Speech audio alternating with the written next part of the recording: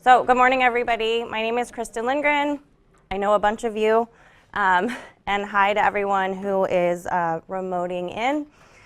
Today we're going to talk about creating a culture of respect. This is a training we only do for our community college clients because you guys are the best, right? And you really care about these issues. They're really important and they make a huge difference in the way that you can support students and promote educational excellence in your districts and your colleges. So just some quick logistical things. I will give you a break. I'll try to do it at 10:30. It may be a little before or after, depending where we are in the workshop. Please ask questions. And on this particular workshop, I'd love it if you guys just made comments and provided input. I think that it's kind of a personal presentation. We talk a lot about our own personal stereotypes and biases and how diversity helps address some of those issues in the workplace. And so to the extent that anyone has comments or thoughts or want to share something that's particularly worked for them, I would love to hear that. And I think everyone else would love to hear that as well. So feel free to participate as much or as little as you want. But I think this is one of those workshops where those contributions are going to be particularly helpful. The microphones for you all here at Folsom Lake, you have a little box in front of you. That is your microphone. If you want to ask a question, please push the button and hold it down until the light comes on. If you don't do that, everybody that's remoting in will not be able to hear your question. If I notice you didn't do that, because sometimes we forget, I'll try to rephrase the question so that everyone can hear it, but it would be really helpful if you could make sure to do that. Okay, any questions? All right, so let's get started. So today we're going to talk about, we're going to just define some terms. What does diversity look like? What does inclusion look like? Why are those different? Things like that. We'll also discuss the value of diversity. I mentioned that already and how it can have positive impacts on the educational process, but also helping foster creativity and innovation and things like that I think we're all looking for. We'll talk about the institutional commitment that is necessary to foster diversity and inclusion. It really does come from the top down. But then we'll also talk about the personal commitment and the things that we each need to do and can do to foster diversity and inclusion and to get cultural competence. And we'll talk about what cultural competence means along the way. And then finally, we'll give some strategies for how to create cultures of respect in every college, district, department, classroom, that kind of a thing, because we always like to give practical tips. A lot of this stuff might feel sort of hypothetical, and so we want to drill it down to some practical tips that you can use. Okay? So let's start just talking about some definitions around diversity. So there are 4 layers of diversity, and the first is personality. So that's someone's management or work style, sort of their own style of communication and working with others, that kind of a thing. It's unique to every single person. The internal dimension are those immutable characteristics that we have, like race, age, physical ability, gender identity and expression, those kind of things that are just part of who we are and don't change based on external factors. The external dimension is those other things about us that are unique to us but are not immutable. So things like our job history, our educational experience, our lifestyle, whether we're married or parenting, those kind of a thing. And I'm going to go through the last 3 and each in a slide, but I kind of just wanted to give an introduction to each. And then the organizational dimension, of course, is the overall diversity in any organization, how that's fostered and how it's valued, how the leadership insists on having that level of diversity or not, and how that works in an organizational sense. So let's talk about this internal dimension, which are those immutable characteristics. So Gender now, is not necessarily an immutable characteristic because there are people who identify differently than that gender that they were assigned at birth. And so we really want to think about it as gender identity and expression as that immutable characteristic. And then things like race, ethnicity, sexual orientation, age, physical ability, those kind of things that don't change based on where we live, how we live, our job experience, our educational background. These are just what makes us us. And this is typically what everyone considers when they think of what diversity means. They think of these things, that if we have a diverse group that includes all of these things, then we're good. We have diversity. But that's not necessarily the be-all, end-all of items about people that can create diversity. So we also have external dimensions, and these are important for diversity as well. And this is quite a long list, but you can see how these are things that are external to the person's actual being, but are things that certainly impact those personality types that we talked about, how someone communicates, how they interact with others, their ideas about things. One thing that I'll talk about is generational diversity. So I hear all the time, especially when I'm doing trainings for supervisors, oh, these millennials, they're so hard to work with, and we have difficulty understanding each other. And so the way that we are raised and the things that are happening during our childhood and young adulthood can actually change how we look at different things, our perspective on things. So the political environment is a really big factor in that. The technology, so one of the reasons millennials may seem a little different than a Gen X or a baby boomer is because they were exposed to technology in a way that the rest of us weren't the whole time that they were growing up. So those are the kind of things that can change how we interact, how we come up with ideas, how we innovate. It's going to be different based on how we were raised, how we were educated, where we lived, our religious beliefs, all of those things. And one thing that we're seeing quite a bit of change around is immigration status. That can really create additional diversity, thoughts, ideas, and the other thing is marital status. You know, when we first started doing this training, when we first created it, gay marriage was not legal. The Oberfeld case had not been decided by the Supreme Court. And so as society changes, as legal norms change, as the politics change, that changes how we have to view and value diversity, because it changes how people interact and how they perceive things. And so diversity isn't just, we have to make sure we have a certain number of each group. It is much broader than that.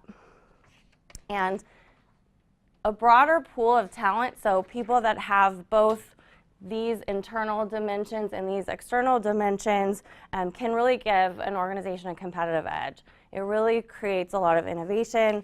It can create more creative ideas and outcomes. I think sometimes we can get really entrenched in how we do things. People do not like change.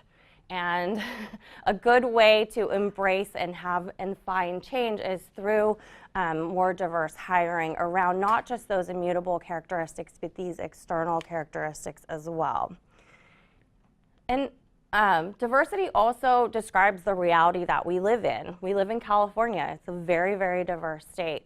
I think other states look at us as either hippies on the beach in Venice or tech bros in, on the peninsula. But California is very, very diverse. We do share a border with Mexico, so we have a large immigrant population. We have a huge agricultural industry here, which also changes diversity that way. We have the north of the state, which is more conservative than other areas of the state. It's less populated. It has a very different even environment and climate than other parts of the state. And so California is very, very diverse, and so that's the reality that we live in. And as I noted at the very beginning, community colleges specifically are very diverse and are always actively working to embrace that diversity. And part of that is because we have laws and regulations that require that. That is how the community colleges operate in California. That's the legislature's goal for them, and that is the state chancellor's office goal for our community colleges. But I think we don't just embrace diversity because we have to, right? It's something that we value, and the college's student population is very diverse. They come from all walks of life. Many of them have been in the workforce and are coming back to school and are parenting and married. You know, they're not just 18-year-olds. And so we do live in this very diverse environment that you come to work in every day. Along those lines, equal employment opportunity is a huge deal for community colleges. I also represent K-12 school districts. We don't have any of this in that area. I think they could use more of it, frankly. But these goals and requirements are very unique to the community college system, and so it's really important to understand how those all work together. So the Education Code specifically says each district employer shall commit to sustain action to devise recruiting, training, and advancement opportunities that will result in equal employment opportunities for all qualified applicants and employees. We don't see that really in any other public agency in California either. It's very unique to community colleges. And we also have the Title V regulations that require EEO plans and that require open recruitment for all new positions. I probably have done more opinions on Title V, Section 53021 than almost anything else in my community college work, because it's always a struggle to make sure that the open recruitment policies and requirements are met, along with having operational success. And we also in California have Proposition 209, which is sort of the opposite. It restricts providing any kind of preference on the basis of any kind of protected classification, those kind of immutable characteristics that we talked about. And so one of the things that community colleges have to balance is how do we comply with that law while ensuring this diverse recruitment and training opportunities. And it can be done, and it is done all the time, but it's one of those things about California that's unique, is that we have a constitutional amendment that says we have to be careful about how we enforce diversity in the workforce. And so one of the things that happened is that after Prop 209, the chancellor's regulations didn't seem to fit with that paradigm. It wasn't workable. And so the regulations have since been amended to try to address Prop 209 and allow for legal diversity recruitment. And in fact, our own Laura Shulkind was very instrumental in writing those regulations to make sure that community colleges didn't lose their ability to have diverse recruitment because of Prop 209. The Education Code also provides that academic and administrative applicants have to demonstrate that sensitivity to and understanding of the diverse academic, socioeconomic, cultural, and ethnic backgrounds of community college students. And so we recommend treating this as sort of a minimum qualification. And this helps to ensure at least that the academic and administrative staff is committed to diversity and can help the college move forward in its goals of diversity and inclusion. It doesn't mean that anyone who's hired under this qualification is from a particular race, ethnicity, gender, anything like that, because we can't hire with that preference, right? But we can use this as a minimum qualification so that at least those that we're hiring have to make this commitment. And we'll talk later about personal commitment to diversity and inclusion and cultural competence. But this is a really important piece of a statute that you can use to work around Prop 209 and those limitations that are built in. And we also have, non-discrimination statutes. Title VII is the federal law, Fair Employment and Housing Act is the California law, and those prohibit discrimination on the basis of, what are there, 25 protected classes now, which includes both immutable internal characteristics and external, like marital status, military and veteran status, things like that. And it's, again, a balancing act because you cannot refuse to hire someone because of their race. And everybody's protected. So I had someone in a harassment training ask me, well, who's unprotected under the Fair Employment and Housing Act and Title VII? What's the unprotected status? And what he wanted me to say is a white male under 40 years old, right? And that's not true. We cannot promote or prefer any race over white people. They're protected as well, Caucasian, however you want to say it. And so there's always the balance against making sure we're meeting those requirements of the discrimination statutes while also fostering and recruiting in order to have maximum diversity. And that's a challenge that's unique to the community colleges because of these requirements of the Education Code and Title V.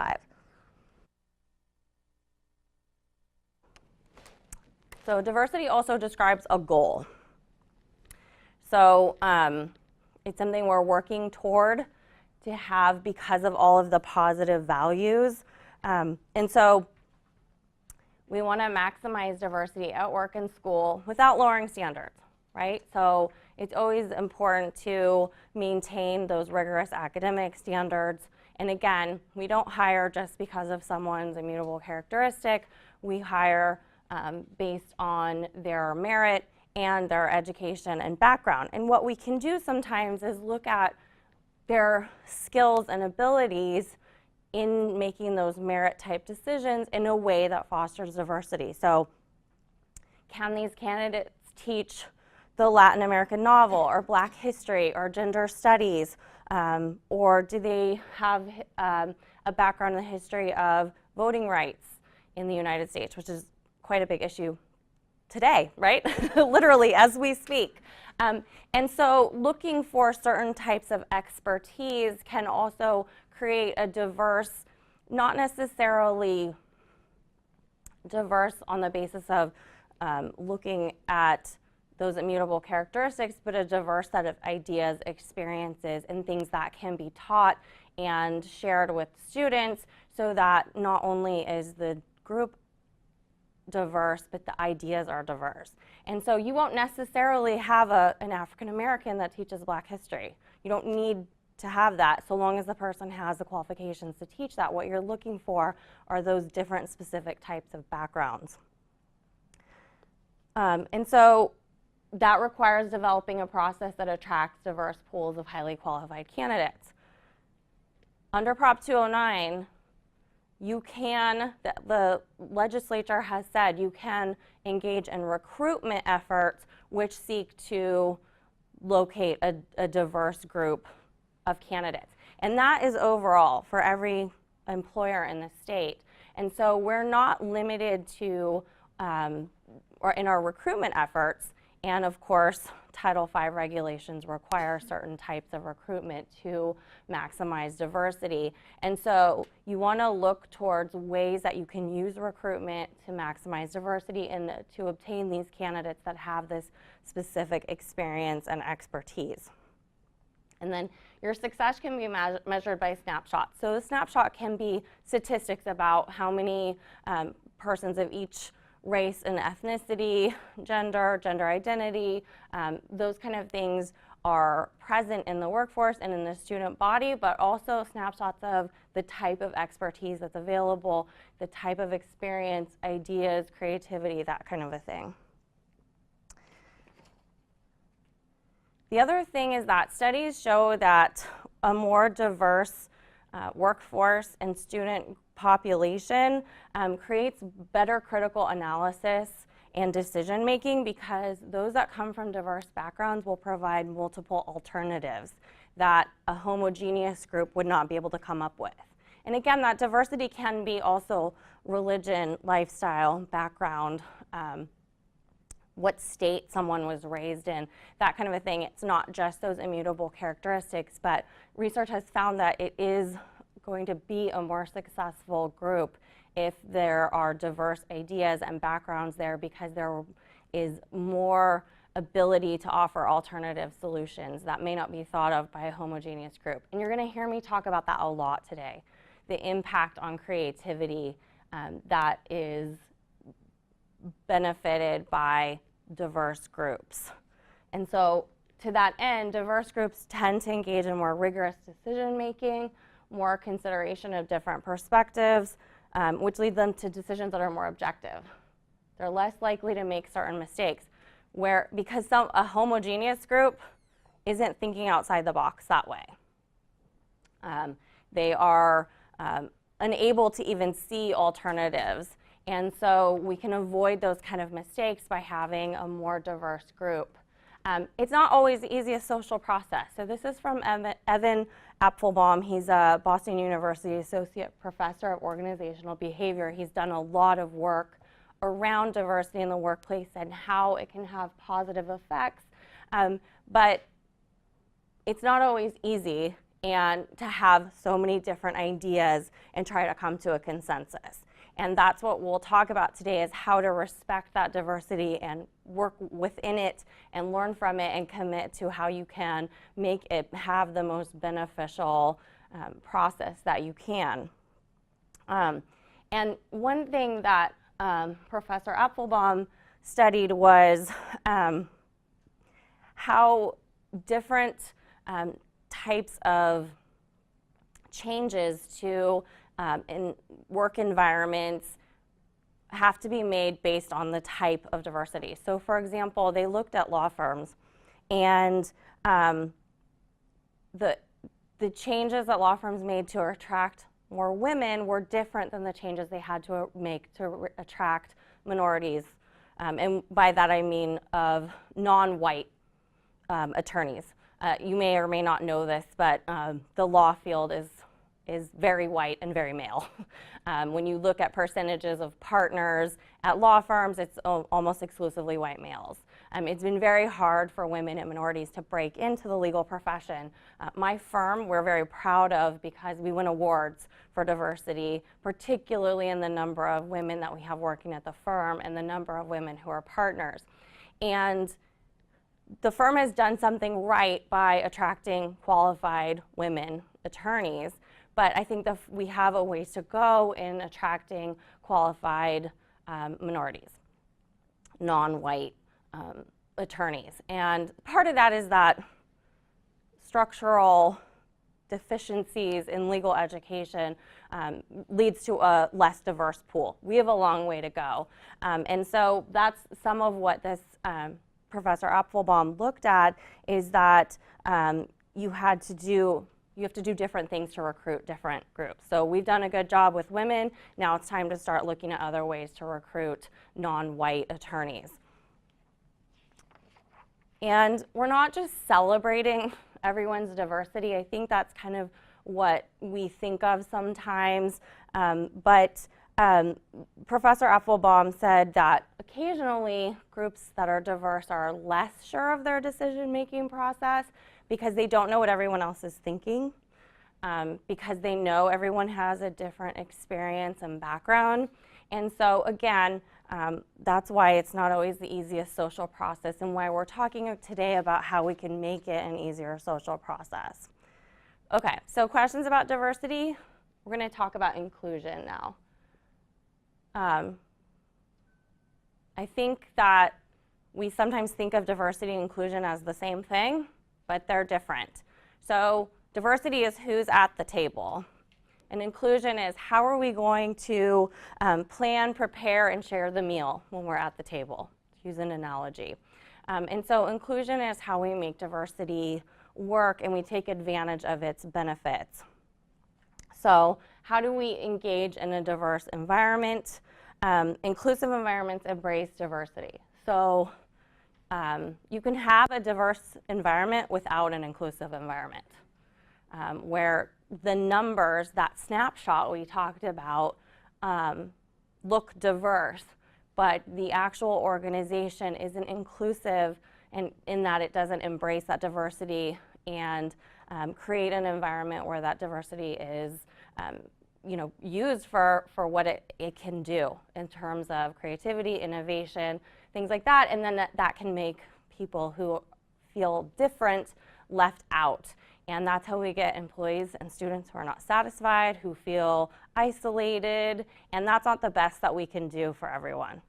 And one of the goals is inclusion, and not just making sure we have diverse numbers and statistics, but that we're actually treating that diversity as a good thing that we're embracing.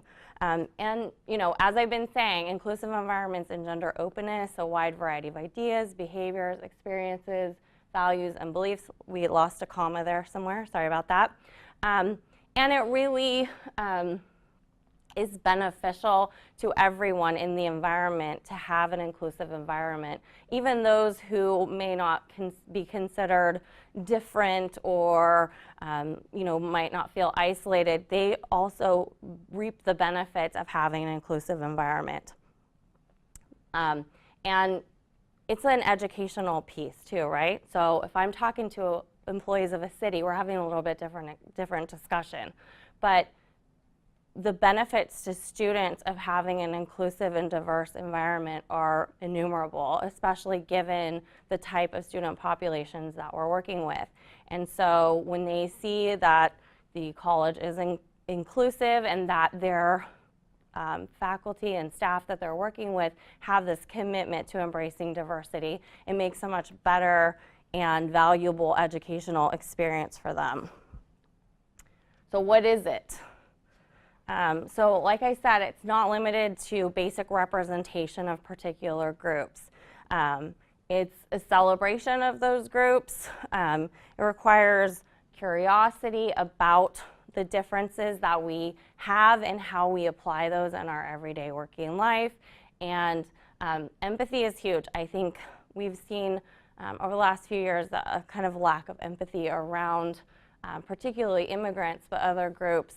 And it really requires being able to put yourself in someone else's shoes to really embrace diversity and accept different ideas and structures, and it's a good learning experience. And then it encourages goodwill.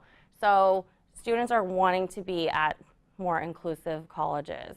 They are looking for that. It's comfortable to them. It makes them excel in their studies. It makes them want to come to class. And so you're buying that goodwill through inclusion.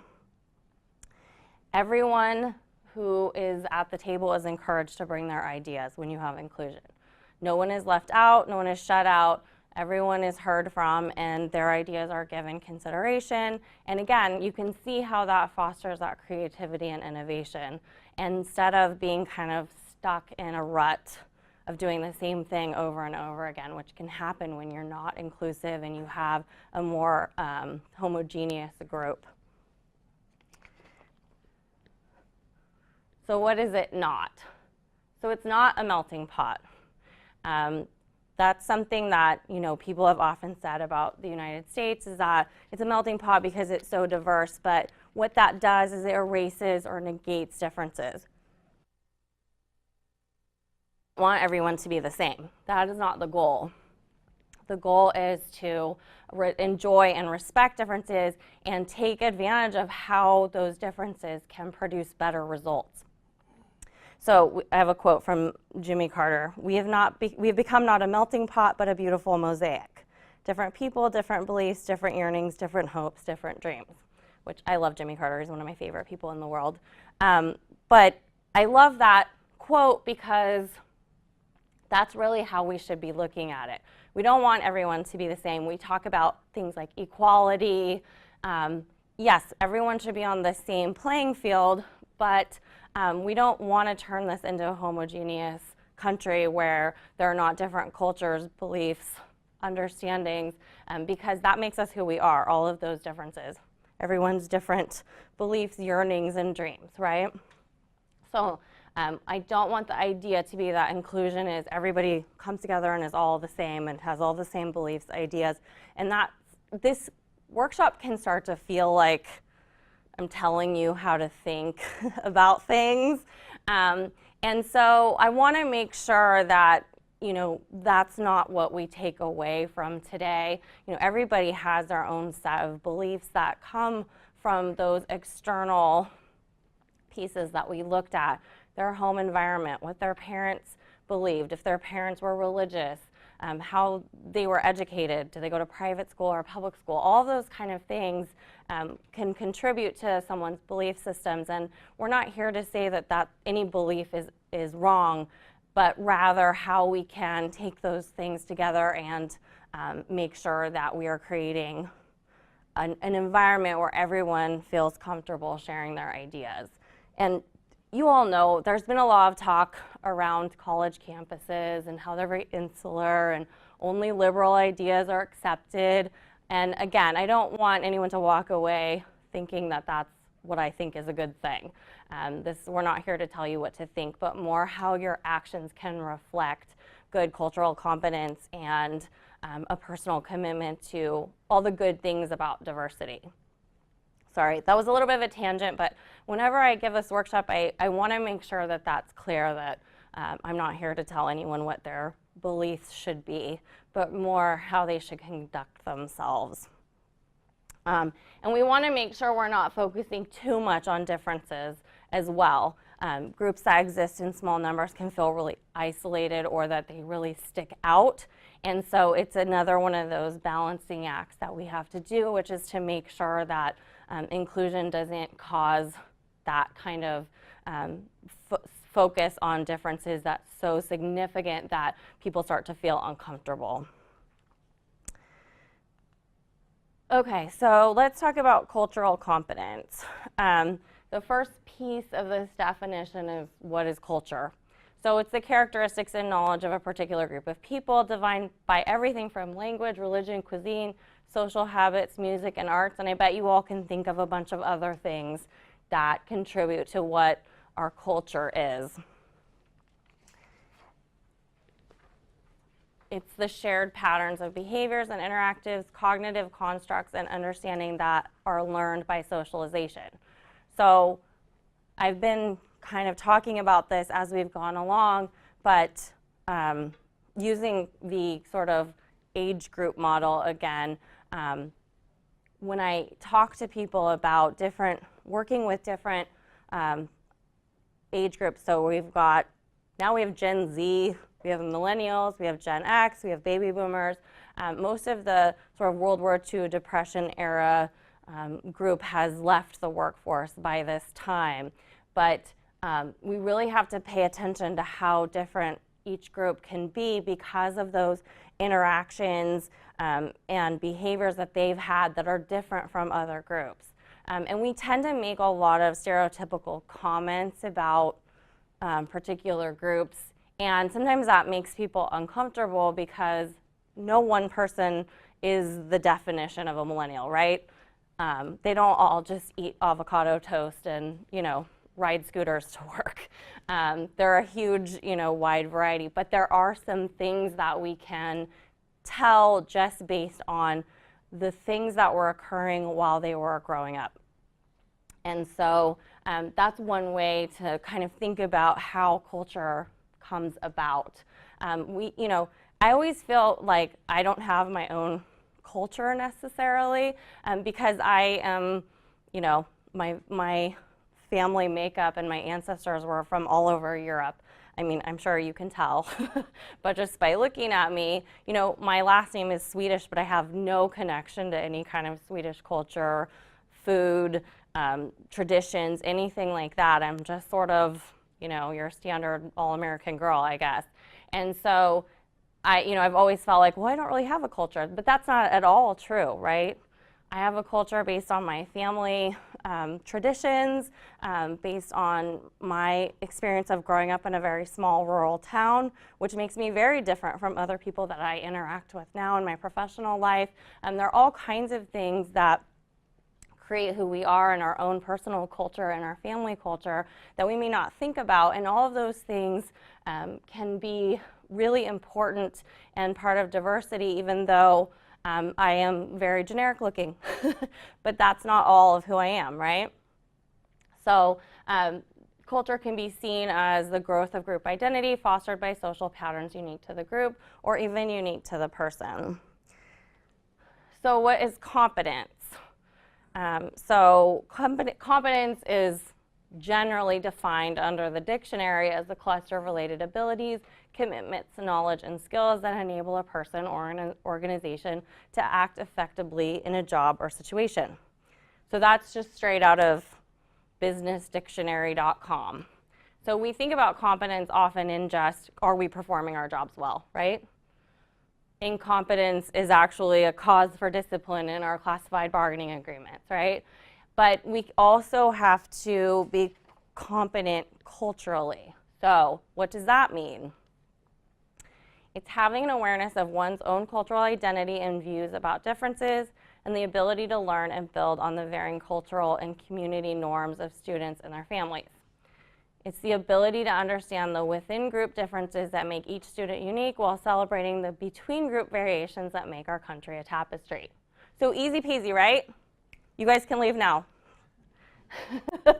That is a complicated, multifaceted, multidimensional definition. This comes from the National Education Association.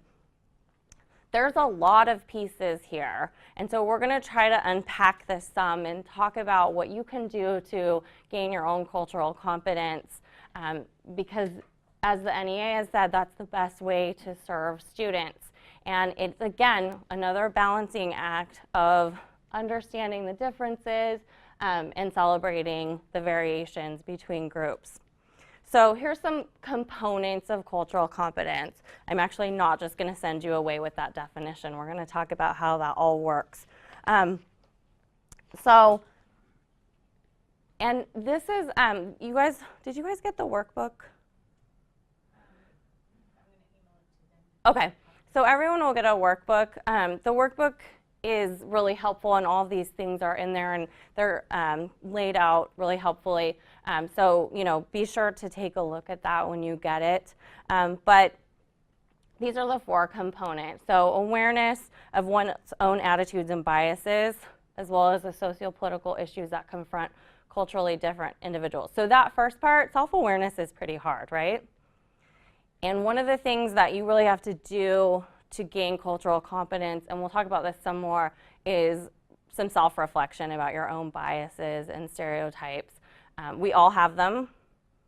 Nobody is immune, and that's okay. It's normal.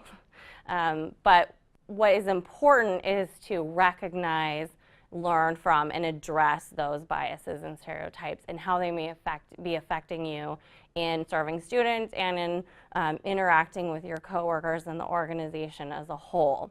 And then it's also important to understand socio-political issues that can impact all different individuals. And so that takes work. That's not just something we're innately born with. We have to recognize and understand things that are going on around us and what may impact our students based on their sociopolitical backgrounds. And I raise this example again because I think it's very timely, is that students who are immigrants, this is going to be really important and key to working with and understanding them, because their experience is going to be very different than other students that you may have. And it's very critical to understand the current environment and how that is impacting them. So that's just one example of what that looks like. And so to do that, you have to have knowledge. So accumulation of factual information about different cultural groups. We can't really get to awareness without that knowledge. So that's a big piece of the puzzle, and it takes some work. It requires some research, some understanding, and you can also, if you are in a diverse, inclusive environment, learn from others. So be open to learning about others' perspectives and their cultural backgrounds and how they came to have the various beliefs and ideas that they have. That will help you gain that knowledge as well. And then you need integration of awareness competencies to positively impact people from culturally distinct groups. So again, that's what we're working on today, and we're going to talk about those competencies and how to gain them, including that self-awareness and looking out for biases and committing really to inclusion and diversity. And then, again, not telling anyone what to believe about specific things, but it is important to cultural sensitivity, cultural competence, diversity, and inclusion to believe that differences are valuable and change is necessary and positive. Change in particular can be very hard for people.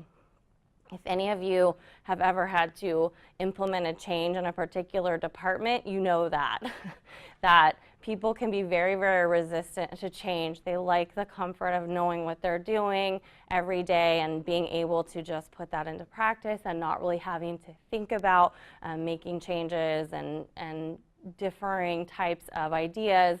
And so it's really important to have this attitude that change is good, it's necessary.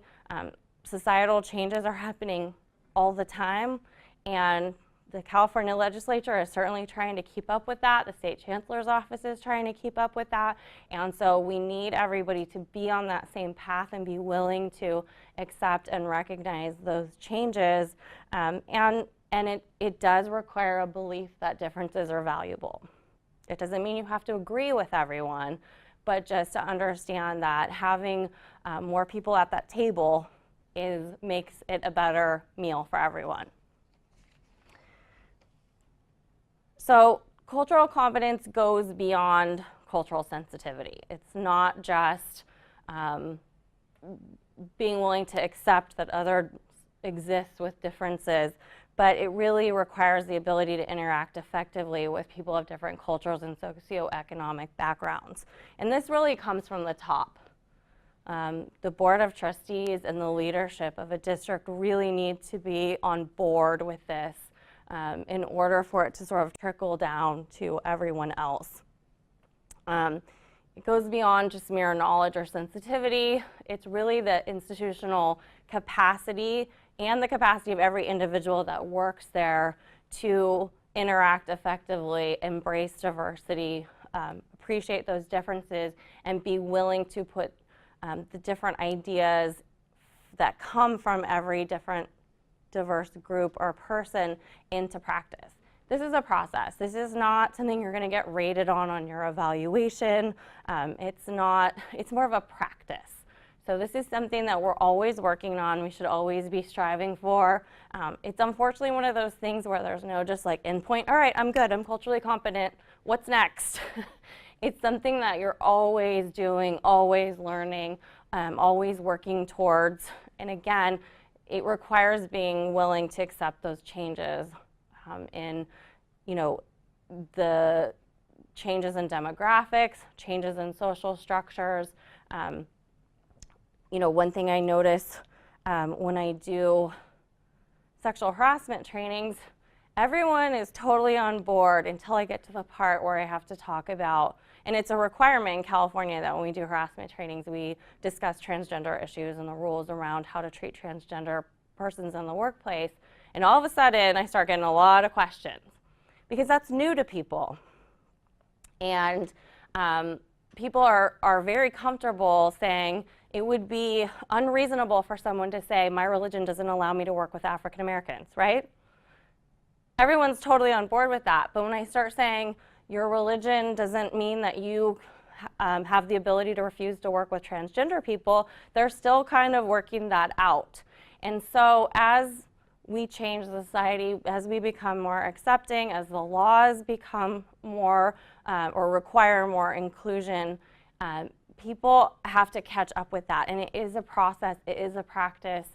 It takes some time. In every training I do, I get fewer questions as people accept and understand the reality of that change in society. I mean, obviously, probably from the beginning of time, people have identified a gender or expressed a gender differently than that they were assigned with, but it hasn't been something that's been front and center the way that it has lately, which, you know, is a good thing, but it's something that everyone has to come around to.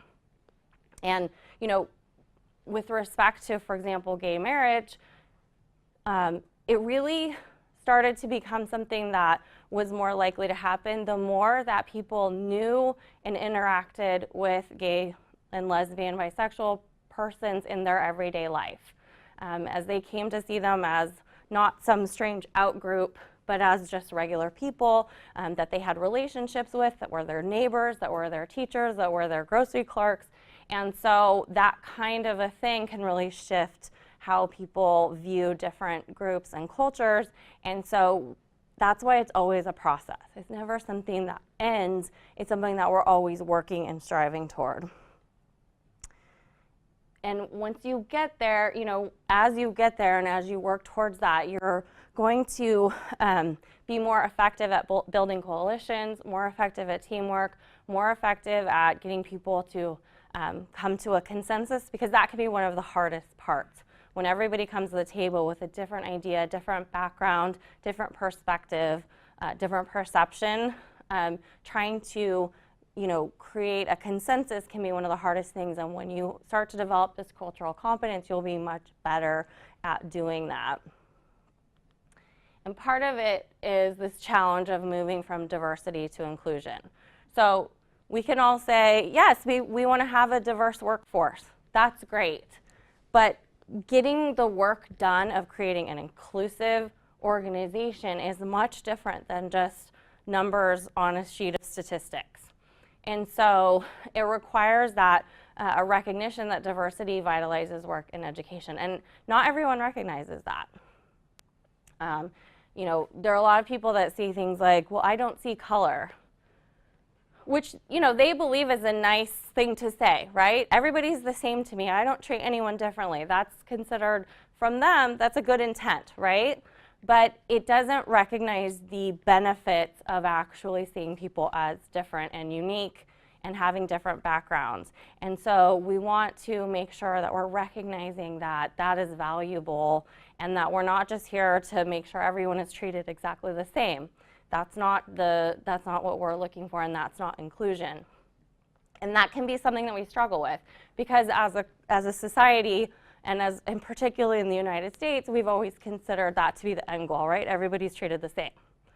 And so that seems like a good goal, but in reality, we really mean that everyone has the same opportunities. And so we want to make sure that we're embracing that diversity and not trying to turn it into a more homogeneous group. And that's not, it may seem like a nice goal, but it's not the goal. And this requires both an institutional commitment and a personal commitment. And we're going to talk about both of those. So the step one in creating cultures of respect, so that's what we're here to talk about today. I finally got there. Did a lot of definitions. Is valuing that diversity. So what I just talked about. And so a diverse group of people who function in an inclusive environment have a better capacity for things that are important to having a thriving organization that supports students and provides educational excellence. Diversity creates dissent. Dissent we are taught to think of as bad, right? It's an argument. But actually, it's necessary. It's a necessary ingredient to innovation and creativity. People with different lifestyles and backgrounds challenge each other more and cause us to come up with better, new ideas that are pushing us in better and new directions. And so, again, it keeps us out of that rut of just doing the same thing, avoiding change. It helps us move with the times. And it helps us not be so insular that we're out of touch with our student populations. Because the student populations are going to stay heterogeneous regardless of how we operate. We're in California, and I visit community colleges all the time, and I love all of the diversity that I see. And you want to make sure that you are not isolating those students and being out of touch with them because you're kind of just staying in this rut and not making changes and not doing things differently and being creative about your ideas. It will create a broader base of ideas, which can lead to better excellence in the educational program and anything else that you do that serves students. And the other thing that's nice about inclusion and valuing diversity is that it really helps with employee retention. So we want to have a diverse workforce and employee population, and in fact you all are required to, or at least that's the idea of the Title V regulations, is to ensure that there's recruitment that is broad enough to have a diverse workforce. And if diversity is not valued and embraced, employees will sense that, they'll know that. And turnover is expensive, training is expensive, and if you can find any ways to increase retention of good employees, you want to do that. I mean, we go through these really significant recruitment and hiring processes to get the best of the best, and we don't want them to walk out the door because they feel isolated or that their ideas aren't being heard, right? And so that's one of the reasons that this is such an important piece of the puzzle. And I'm not going to just read you the slide, but you can see all of the values that studies have shown that embracing diversity provides. And you know, the very last one is just respecting each other, which seems obvious. Well, we're all respectful and courteous in the workplace. But as you'll see as we talk, when we start to talk about this covert aggressions, we can often say things that are disrespectful without even meaning it. And so embracing diversity can help us do some of that self-introspection and think about things that we may be doing or saying that are harmful that we didn't even know about, and that are disrespectful and that we didn't mean we do. I had somebody, this is something I'm really working on now. I was doing a training and someone came up to me at the break and said, hey, can you do me a favor and try not to say you guys? Which is something I've been saying my whole life, probably since I was a little kid. And I just never thought about it. I didn't even know I was doing it. I do it all the time now. You know how someone points something out to you that you've been doing, and you as soon as they point it out and you can't stop noticing it. And I completely understood their point. I understood why that was problematic, what I was saying, and how it was not inclusive. And it wasn't embracing diversity. It's just a colloquialism I picked up somewhere. And so I'm really working on that and have started to think, what other things am I saying that are problematic? Because I consider myself to be someone who really does value diversity and works really hard to make sure that I'm not saying things that are offensive or inappropriate or could cause anyone any kind of harm, and here I am doing something I don't even know that I'm doing. And so we'll talk about that quite a bit more, but I just like to point that out. That's something I've really been struggling with lately. What else am I doing that's harmful? And so, you know, having this inclusion and diversity can really teach us about those kind of things and how we can start doing things in a way. I don't need to say you guys for any reason, right? I can totally live without that in my life. And so I have to think about saying you all or y'all. Maybe I'll move to Texas. Start saying y'all. My brother lives in Texas. You know, but I have to work on that. And so I appreciate that person bringing that to my attention because I had not thought about it. And so being open to those kind of things is really key here. My initial reaction was like, oh, seriously? And then I stopped myself and said, no, I have to listen. I have to hear her out. I have to be willing to do this. And what I said was, I can't make any promises about today. But I know I heard you, and I appreciate what you're saying. I recognize that what you're saying is important, and I will do my best. And I'm still trying to do my best on that. And I have not succeeded all the way, because again, it's like a verbal tick almost that I don't notice I'm doing. I might say it today. But that's the key, is being open to changing things like that because it is more respectful and someone has provided you the information and knowledge to now know that maybe that's not the best way to do things. Okay, so where you have a non-inclusive environment where everyone is saying you guys, we'll call it the you guys environment. People can actually feel unwelcome, devalued, and marginalized. They feel like their contributions aren't appreciated, that there's only one set of acceptable ideas, and that this is where you lose good employees. This is where you end up with turnover. And when people feel unwelcome, devalued, and marginalized, they're much less willing to share their ideas and solutions across the table because they feel like they won't be listened to, or they'll be turned down, or they won't be accepted. And so that's why valuing diversity and not just valuing statistics, but valuing that inclusive environment is so key, because you want all those ideas and solutions. You want ideas and solutions from all different types of people with all different types of backgrounds. That is the only way to have the best, most excellent operations, educational solutions for students. So it's not of value to an organization to be non-inclusive. It might be easier sometimes. It might require less work. It might require less self-introspection, which we don't like to do all of the time, but it is a much better way to go to be inclusive. And then finally, it's going to have a negative impact on students. And sometimes because I do a lot of work with human resources, I think I can forget sometimes, and other people can forget that at the end of the day, we're here for the students, right? And so we have to watch how what we do in the workplace can negatively trickle down to students. And if they're seeing that employees are dissatisfied and feeling unwelcomed, not sharing ideas, they will sense that, and those employees, especially in the classroom, will transfer that negativity onto students. And so that's something that we don't want, and we want students themselves to feel welcomed, valued, and not marginalized. And so this is all sort of, the fish rots from the head type stuff, where it's going to trickle down to students, and they won't get the most out of their education here, and that's why we're all here.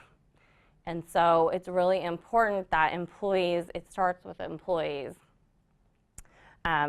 Employees will feel unsatisfied and unmotivated if they don't feel valued in their workplace. And so while turnover is expensive and a real pain, the real negative impact is going to be to the students. So this is perfect. So it's 10 o'clock. We're going to do an exercise. I know some people don't like these, but this is a really good exercise. It's been really successful. It's really helpful. So the exercise is break into groups. I'd like you to break into groups of at least 3. This is a pretty small group here, so do what you can. If you need to do groups of 2, that's fine too. And so what you're going to do is conduct this exercise as if you were all from this fictional ABC Community College District, okay? And ABC District, I'm nearsighted, so I have like a really high prescription, and now I'm starting to have trouble with reading. So that's what happens when you turn 40. Okay. So ABC District publishes a monthly newsletter for employees. It covers news of interest, updates, a calendar of events, etc. Each issue has a front page feature story that's very popular. Can be on anything that might be of interest to district employees. So news regarding a particular employee, program, or student, solution to a problem, construction, event, leadership changes, controversies, matters of concern, anything, basically. So what I want is in your groups, each of you to spend 5 minutes writing a short description of what you think would be the best feature article for this newsletter. And it can be actual issues at your college or district. It could be something you just made up. Make sure it's plausible. We're not going to do an article about aliens landed on campus last night. And so spend some time coming up with that, and then think of a proposal that you're going to propose to the other people in your group. And then you're going to get together and decide on what the feature article is. And so the idea here is everybody coming to the table with their own different ideas and how you work as a group to come up with one single idea that works for everyone. So once you are done, so spend about 10 or 15 minutes doing that after you spend 5 minutes. And then when you're done, we'll have a discussion about how that worked, how it went, how everybody's different ideas and backgrounds may have impacted the conversation. And then, so I will want you guys to share as much as you feel like, please, when we discuss it. But, you know, the idea is just kind of to see how it goes and how it can be difficult to build a consensus with different backgrounds and what those skills require, okay? So that's all told going to take probably about a half an hour, and then when we're done, I'll give you guys a break at 10:30, okay? Yes? Could you read that description one more time, please? Sure. Thank you. Sorry, I talk really fast. Okay, so everyone is with ABC School District. So ABC School District has a newsletter that they put out for employees. It's monthly. And it covers news of interest, updates, calendars, that kind of a thing. So each issue has a front page feature story, and it's very popular. Keep that in mind. It can be anything of interest to district employees. So the examples I gave, and it doesn't have to be one of these, but these are helpful. News regarding a particular employee, program, or student, solution to a problem, construction, an event, leadership changes, controversies, matters of concern, etc. So anything you think that might be of interest to employees. And then each participant is going to take 5 minutes to come up with an idea for the feature story and think of a way that they want to propose it to the rest of the group. And you can use actual issues or events at your district, or you can come up with something so long as it's plausible. And you want to think of something that would be of interest to your colleagues. And then in the small groups, you're going to take your 3 proposals and present them to each other and then try to reach a consensus as to what story you want to present. And you may decide you don't want to do any of the 3, that you want to come up with a new idea as a group. Doesn't matter. The idea is the process. And so then when you get back, we'll discuss how that process went. Everybody good? Everybody good out there? All right, so I'm going to let you guys, so take your 5 minutes, write something up, and then get into groups. You're adults, you can figure out how to get into groups. But if you need my help, let me know, and I'll come around and talk with you guys as you do this.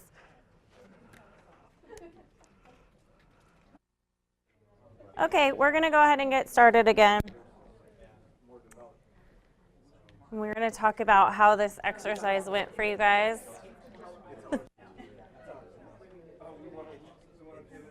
You guys ready?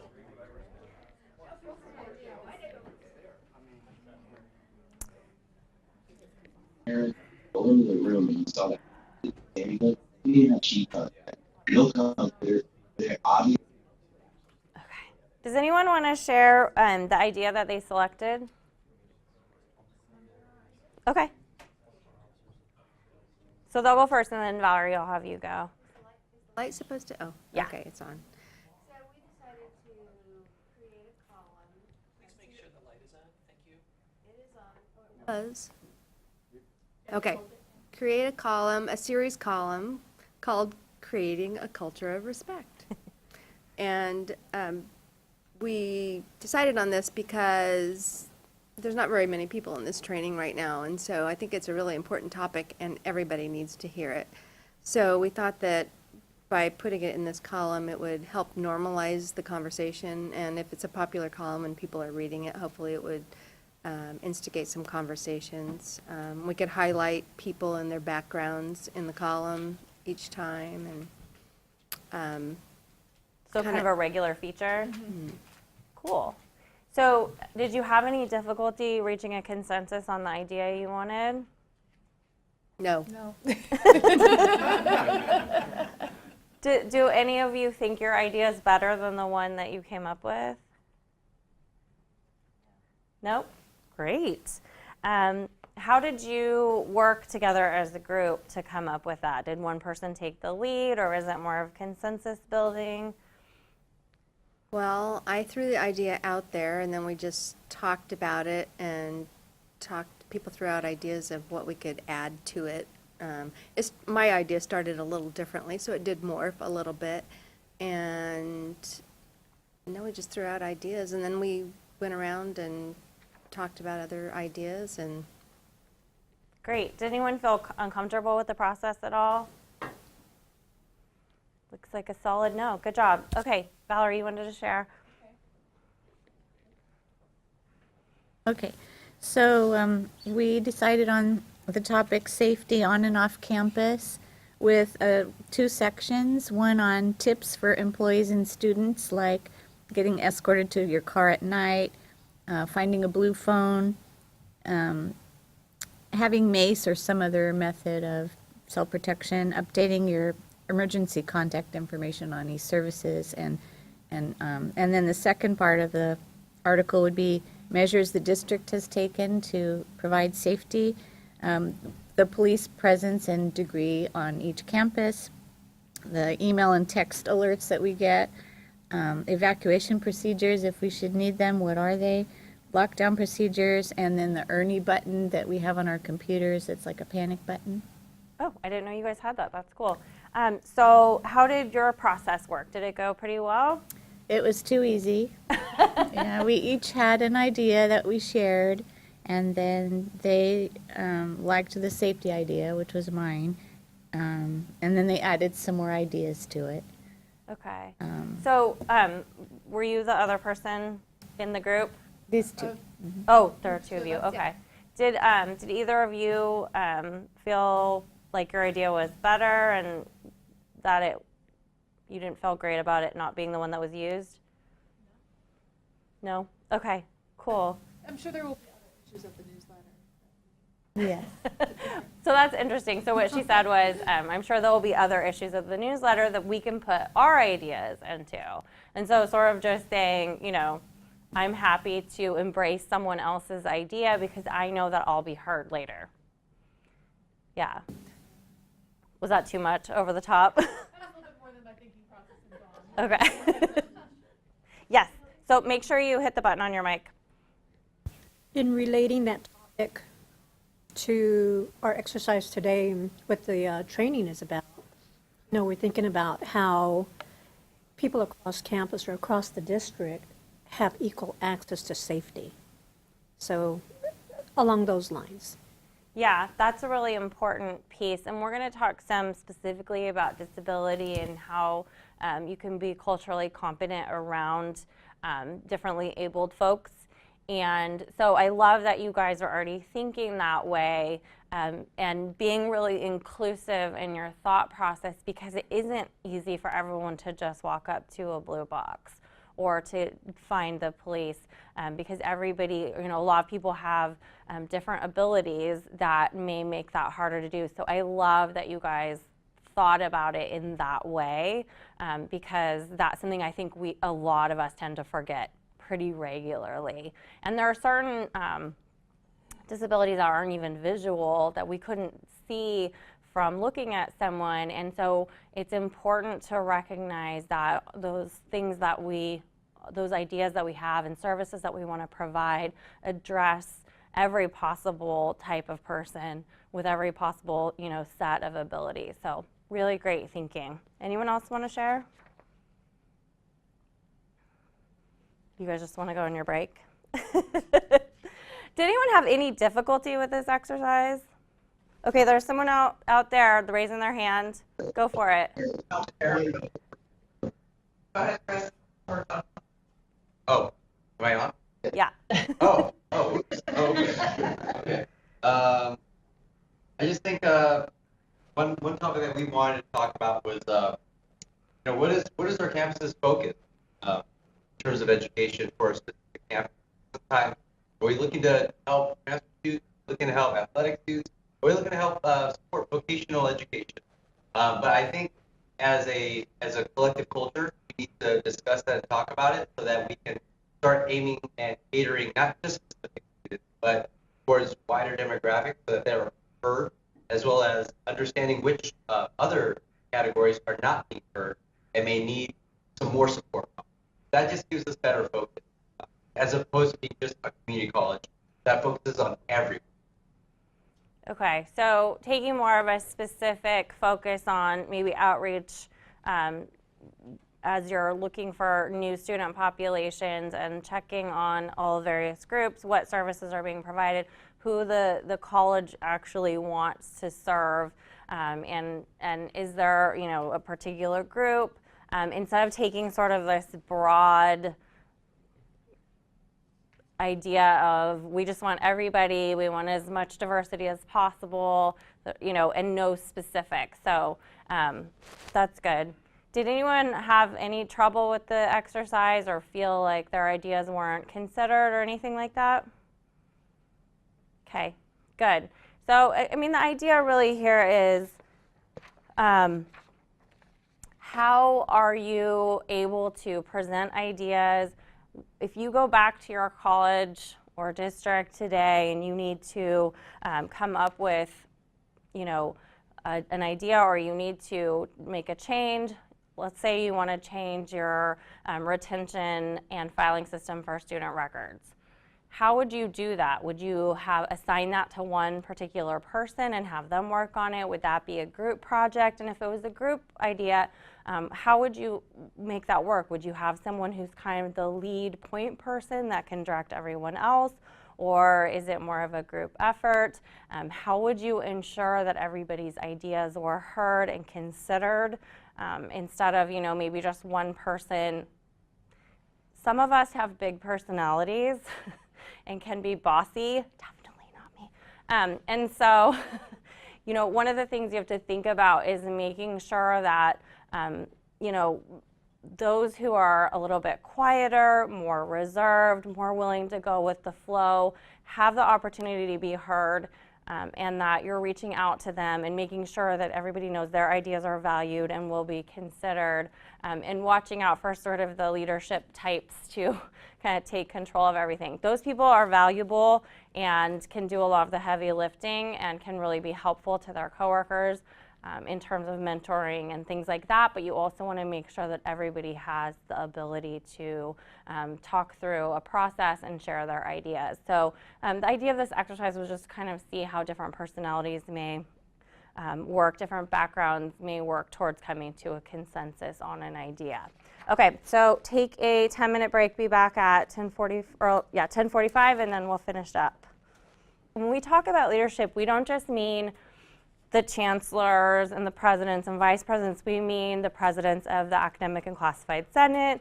We mean presidents of the unions. All of those entities should have input and should be valuing diversity, because if you have entities that are strongly connected to the district and campus environment that don't come to the table with these values, it's going to be really hard to put them into place. And so everybody has to be considered, every leadership position has to be considered when we're looking at institutional commitment. Institutional curiosity is kind of an interesting thing, but essentially that means that the institution is looking at the population of its workforce, its students, and looking for not just numbers, not just we have this percentage of this ethnicity or this percentage of women versus men, but looking at how each group can contribute to the broader conversation and what it is about each group and each person's background that makes them valuable and their ideas valuable. When you have particularly staff that feel that that is looked at and valued, they're going to be more productive, they'll be happier, and happy staff is a happy manager, right? They will be more loyal, and you could actually see a reduction in litigation. One thing I've seen, so part of my practice is I'm an investigator. So I investigate claims of discrimination, harassment, retaliation. I investigate a lot of other things too, including the Equal Pay Act, where I see this as well. Employees who don't feel that their particular contributions and backgrounds are respected as a whole in an institution will tend to find every negative thing that happens in their working world is because of their particular background. It's usually because they believe it's because of an immutable characteristic, like race, gender identity, something like that. And that perception is reality, if we're just being really frank about it. And that I have seen employees be just unable to function within the environment once they start to believe that every negative interaction is because of their race or their gender or their national origin, something like that. And there's probably an element of that to that. I don't think they're, just completely fabricating it, and their feelings are really valid, and one of my challenges has been to, understand where that comes from. But where employees don't feel valued and where they don't feel their diversity is valued, you're going to end up with more situations like that. And if you can start from a place of recognizing their value, you're going to have a lot better shot at having an employee that's happy and not litigious and not costing you a lot of money in investigations and complaints and other things. It's important to respect employees' ability to engage in complaints and address their grievances, and I'm not saying it's not, but you can really stop those things if employees feel like they're valued for who they are. In one particular investigation, the employee was one of a very, very small number of her particular race in the organization and in leadership particularly, and she felt isolated because of it, not welcomed, and that became a real problem for her. And she loved her job but was miserable. And so helping employees not feel isolated but feel welcomed and appreciated, and again, we're not trying to make everybody the same, we're actually appreciating those differences and what they can bring to the table. Training and having good policies and procedures are also really helpful for this institutional commitment. So you want to make sure that the district is always creating and updating and providing good harassment, discrimination policies and procedures, or anti-harassment, anti-discrimination. Obviously, we're not teaching people how to harass. And that can be a really helpful tool in everyone feeling like their concerns are going to be taken seriously. Providing regular training in those areas, and as well as training like this in diversity, cultural competence, things like that, can really work towards showing that institutional commitment. And then management needs to model those things for its employees. So we can't ask employees to make the personal commitment that we're going to talk about if management and leadership are not showing that commitment to them. They're going to do what you do. You cannot do as I say and not as I do. So those trainings have to be backed up with commitment from management to those concepts as well. So let's talk specifically about leadership as far as the institutional commitment. As I've been saying throughout, these concepts have to start at the top. The same way that management needs to role model, the Board of Trustees, the Chancellor, or President, Superintendent, whatever your particular district has, needs to buy in and commit to diversity and inclusion. And that can be things like, what is the website statement of the Chancellor or Superintendent?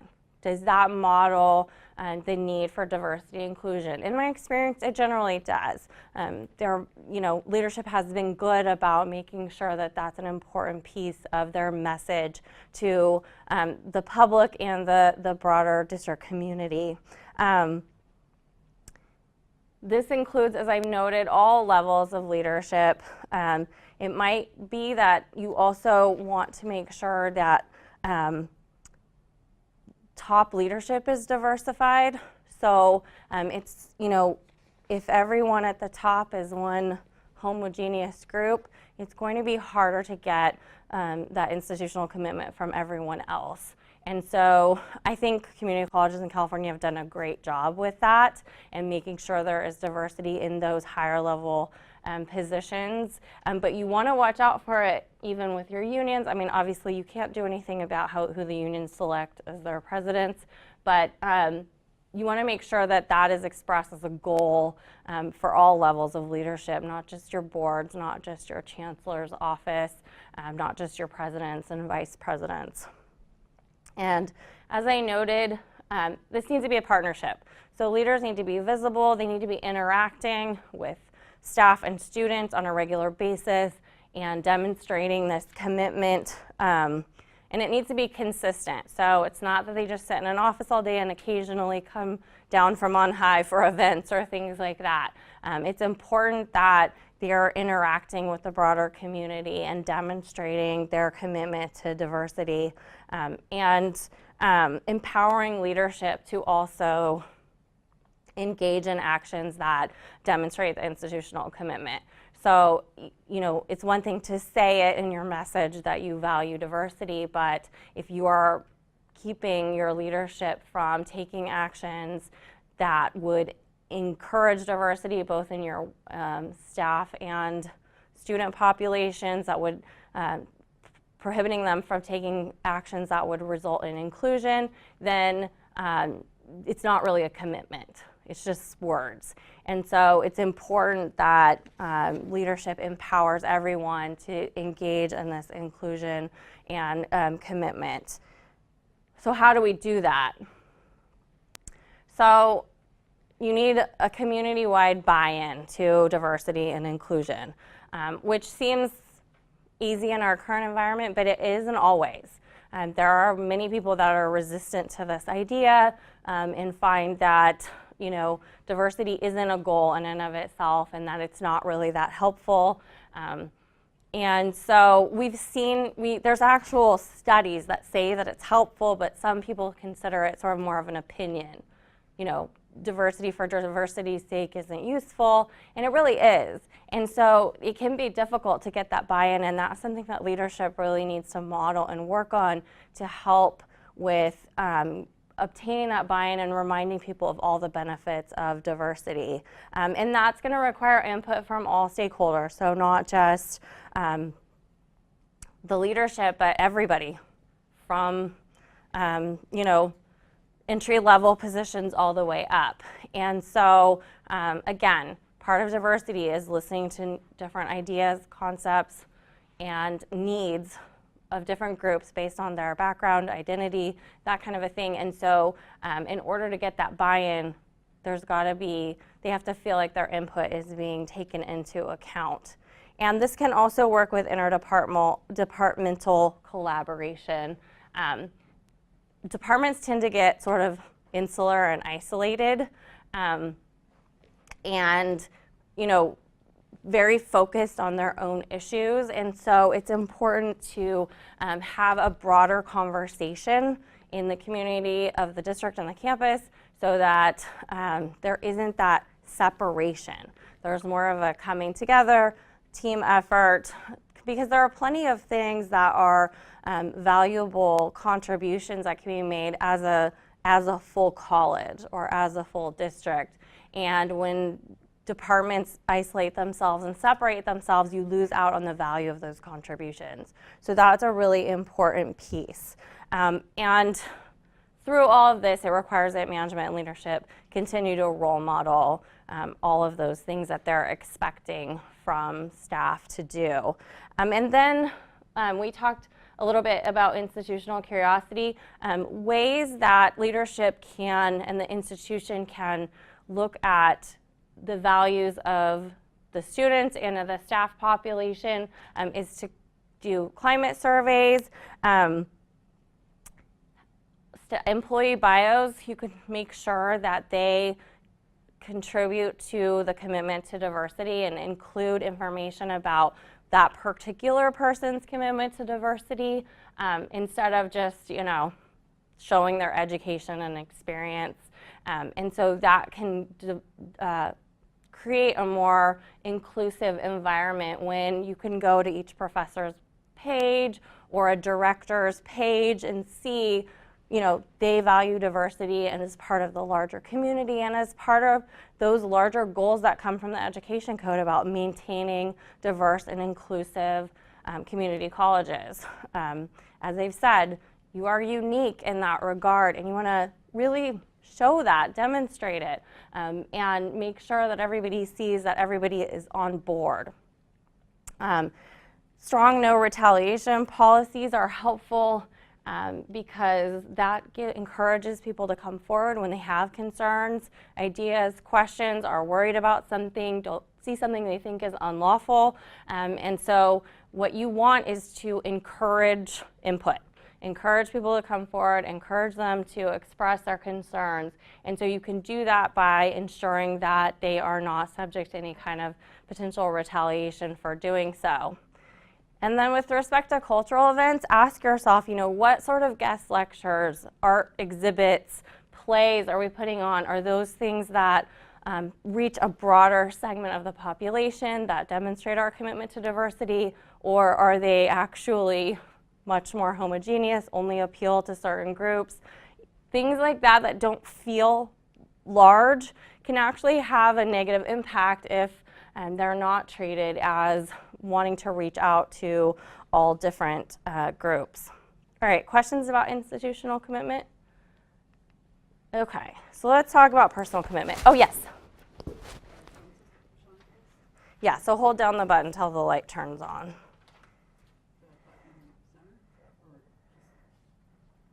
I can't see. It should be on the front.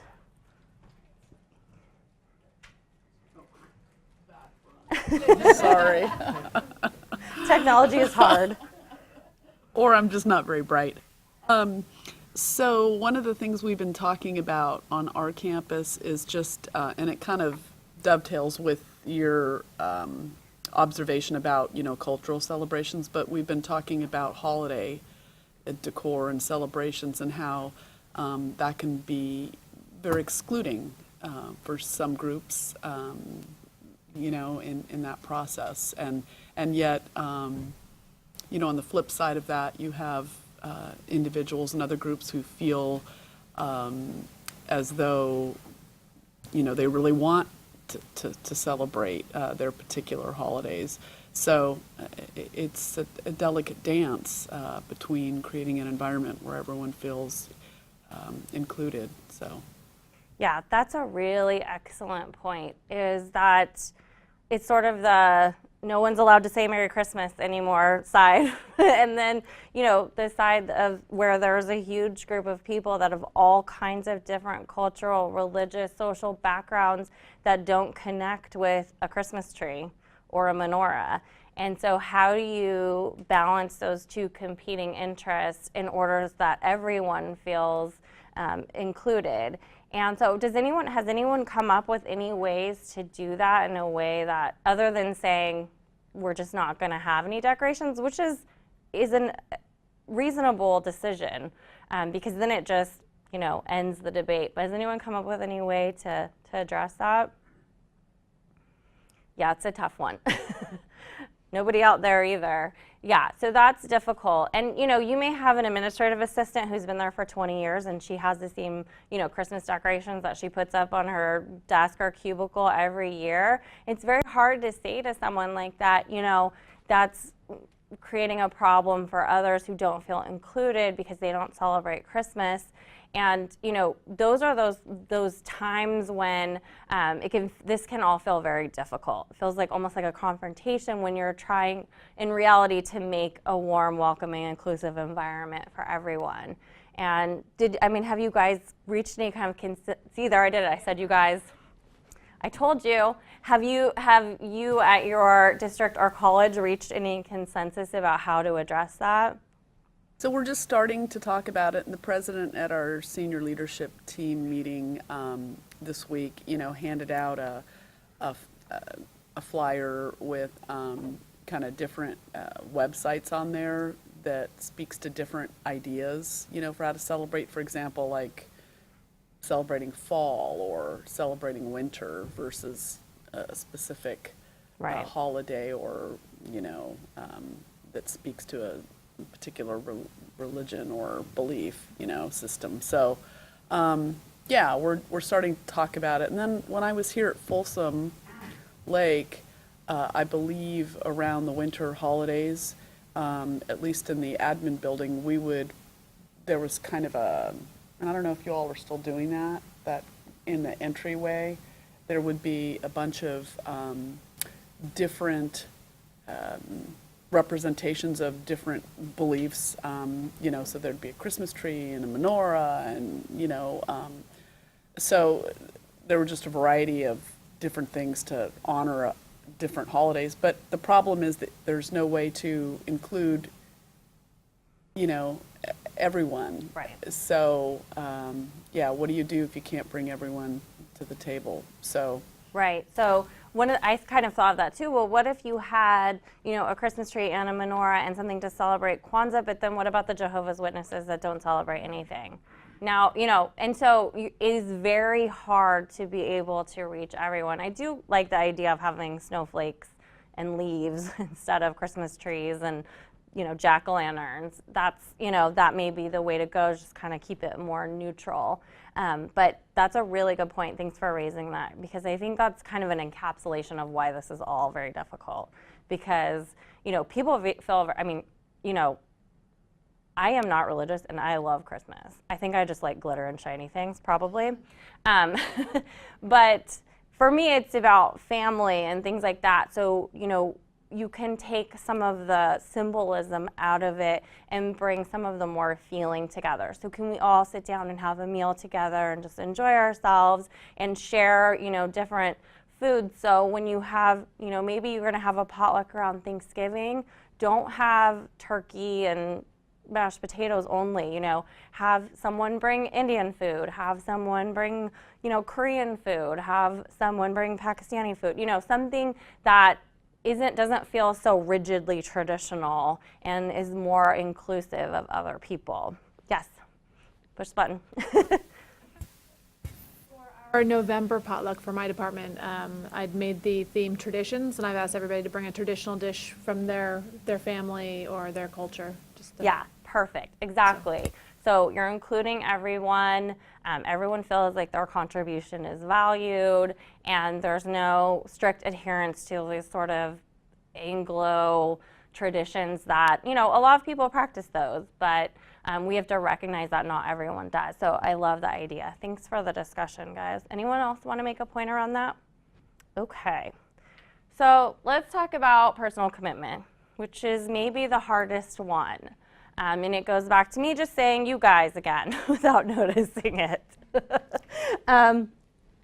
So, it's really important to recognize the cultural context of your statements and actions. I think we say a lot of things. We have sort of slang or colloquialisms that seem harmless, but they may not be. And so, you kind of need to be always thinking, what am I doing? And, is this something that is harmful or not workable in this group?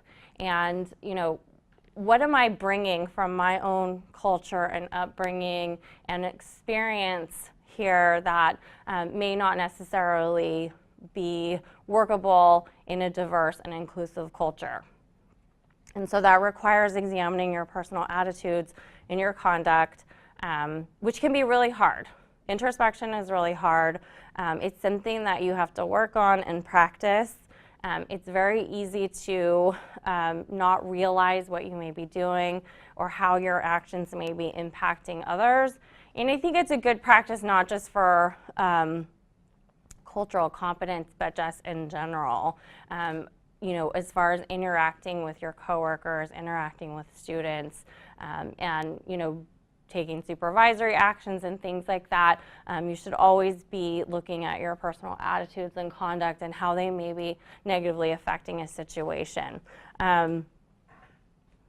Is there anyone in this room or in a remote who thinks they don't have any biases? Yeah, we can work really hard, and that is a respectable thing to do, and we should be doing it. Work really hard at trying not to have those biases, stereotypes, even, you know, racist or misogynist thoughts. You know, those kind of things feel so negative that we want to eradicate them from ourselves, which is a great goal, but it's very hard. And everyone has biases, everyone has stereotypes. They may not even realize it, and that's why that introspection is so important. You know, maybe it's just recognizing, okay, this is a bias I have, and here's how I need to act to make sure I'm not making that bias problematic for those around me. And so you may not be able to always get rid of biases and stereotypical thoughts, but you need to acknowledge them and address them. It's not about just tolerance either. So again, no one's saying you need to think a certain way about any particular thing or issue, but what you want to do is accept and appreciate that there are benefits from diversity. So it doesn't mean you have to agree with everyone else that you work with, or that you have to engage in the same cultural activities that they do, or enjoy the same hobbies, or anything like that.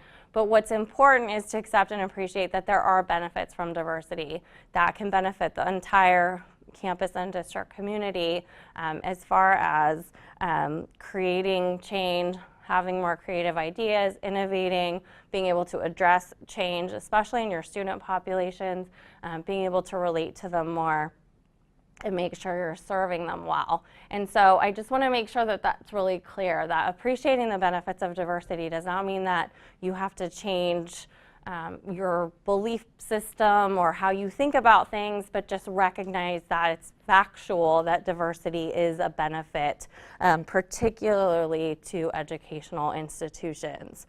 And you also need to help those that you supervise or work with or that you're a role model for to recognize this as well. So, you know, once we get to our own personal commitment, it's important to model that for others and explain it, help other people see what we're seeing, and, you know, pass that along, because this is hard for a lot of people.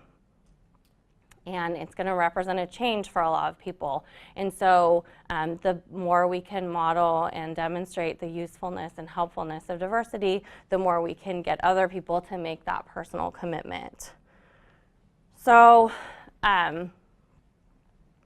Gary Jonka is a researcher and who works around issues of diversity and inclusion, and he says there are 5 steps to this personal commitment. And so it's awareness of yourself, which we talked about, awareness of others. So what types of ideas, backgrounds, experiences are others coming to the table with that we need to recognize and appreciate, and you'll be working with your own biases and stereotypes in that process as well. At least recognizing them if you can't kick them, because that is hard, and those things are very ingrained. And then as we talked about, acceptance and appreciation of differences. So again, we're not trying to make everybody the same. That's not the idea here. We don't want a homogeneous group. We lose the benefits of diversity if we don't appreciate the differences and respect them for what they are. And in fact, we can constructively use them. So we're not, the idea is not to have everybody in the exact same thought process, the exact same ideas, the exact same beliefs. That actually isn't useful. And so I think sometimes when we hear things like creating a culture of respect and cultural competence, we feel like we all have to be exactly the same. Everybody has to think about things all the same way. And that's really not at all what we're asking for. What it is appreciating those differences, using them to our best benefit, accepting that they exist and are useful, but not creating just a homogeneous group where everyone is the same. Okay. So we're going to do a little exercise just 5 minutes. You might have to move because you need to sit with someone you don't know. And for 5 minutes, list as many things that you have as you can that you have in common. So find someone you don't know.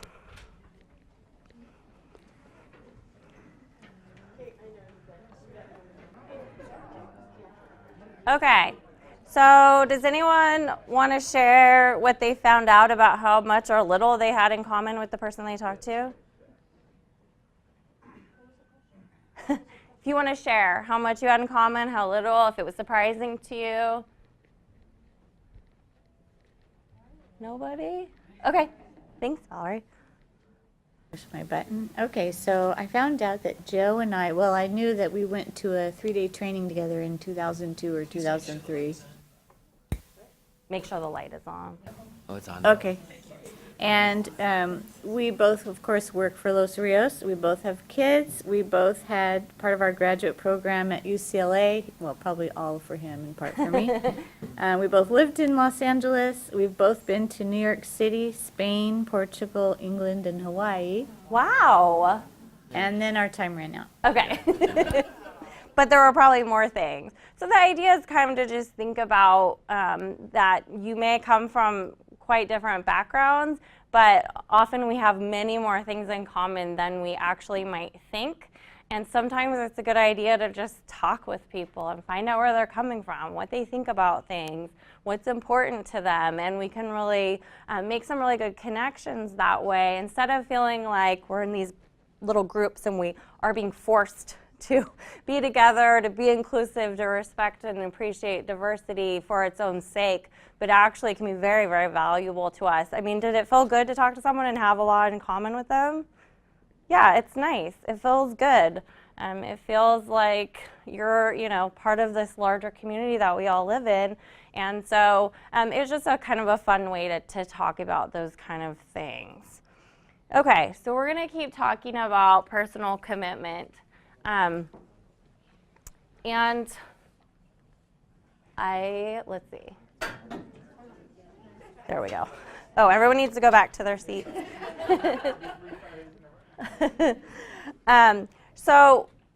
We talked about it's important to recognize the cultural context of our actions. And one way I wanted to just mention how this often plays out is in hiring. And so one thing we can tend to do is connect in an interview or even just reviewing a resume with someone that we have things in common with or they have a similar background to us. And that's normal. It's part of our kind of normal biases. Biases aren't always in opposition to something. They can often be in favor of something in particular.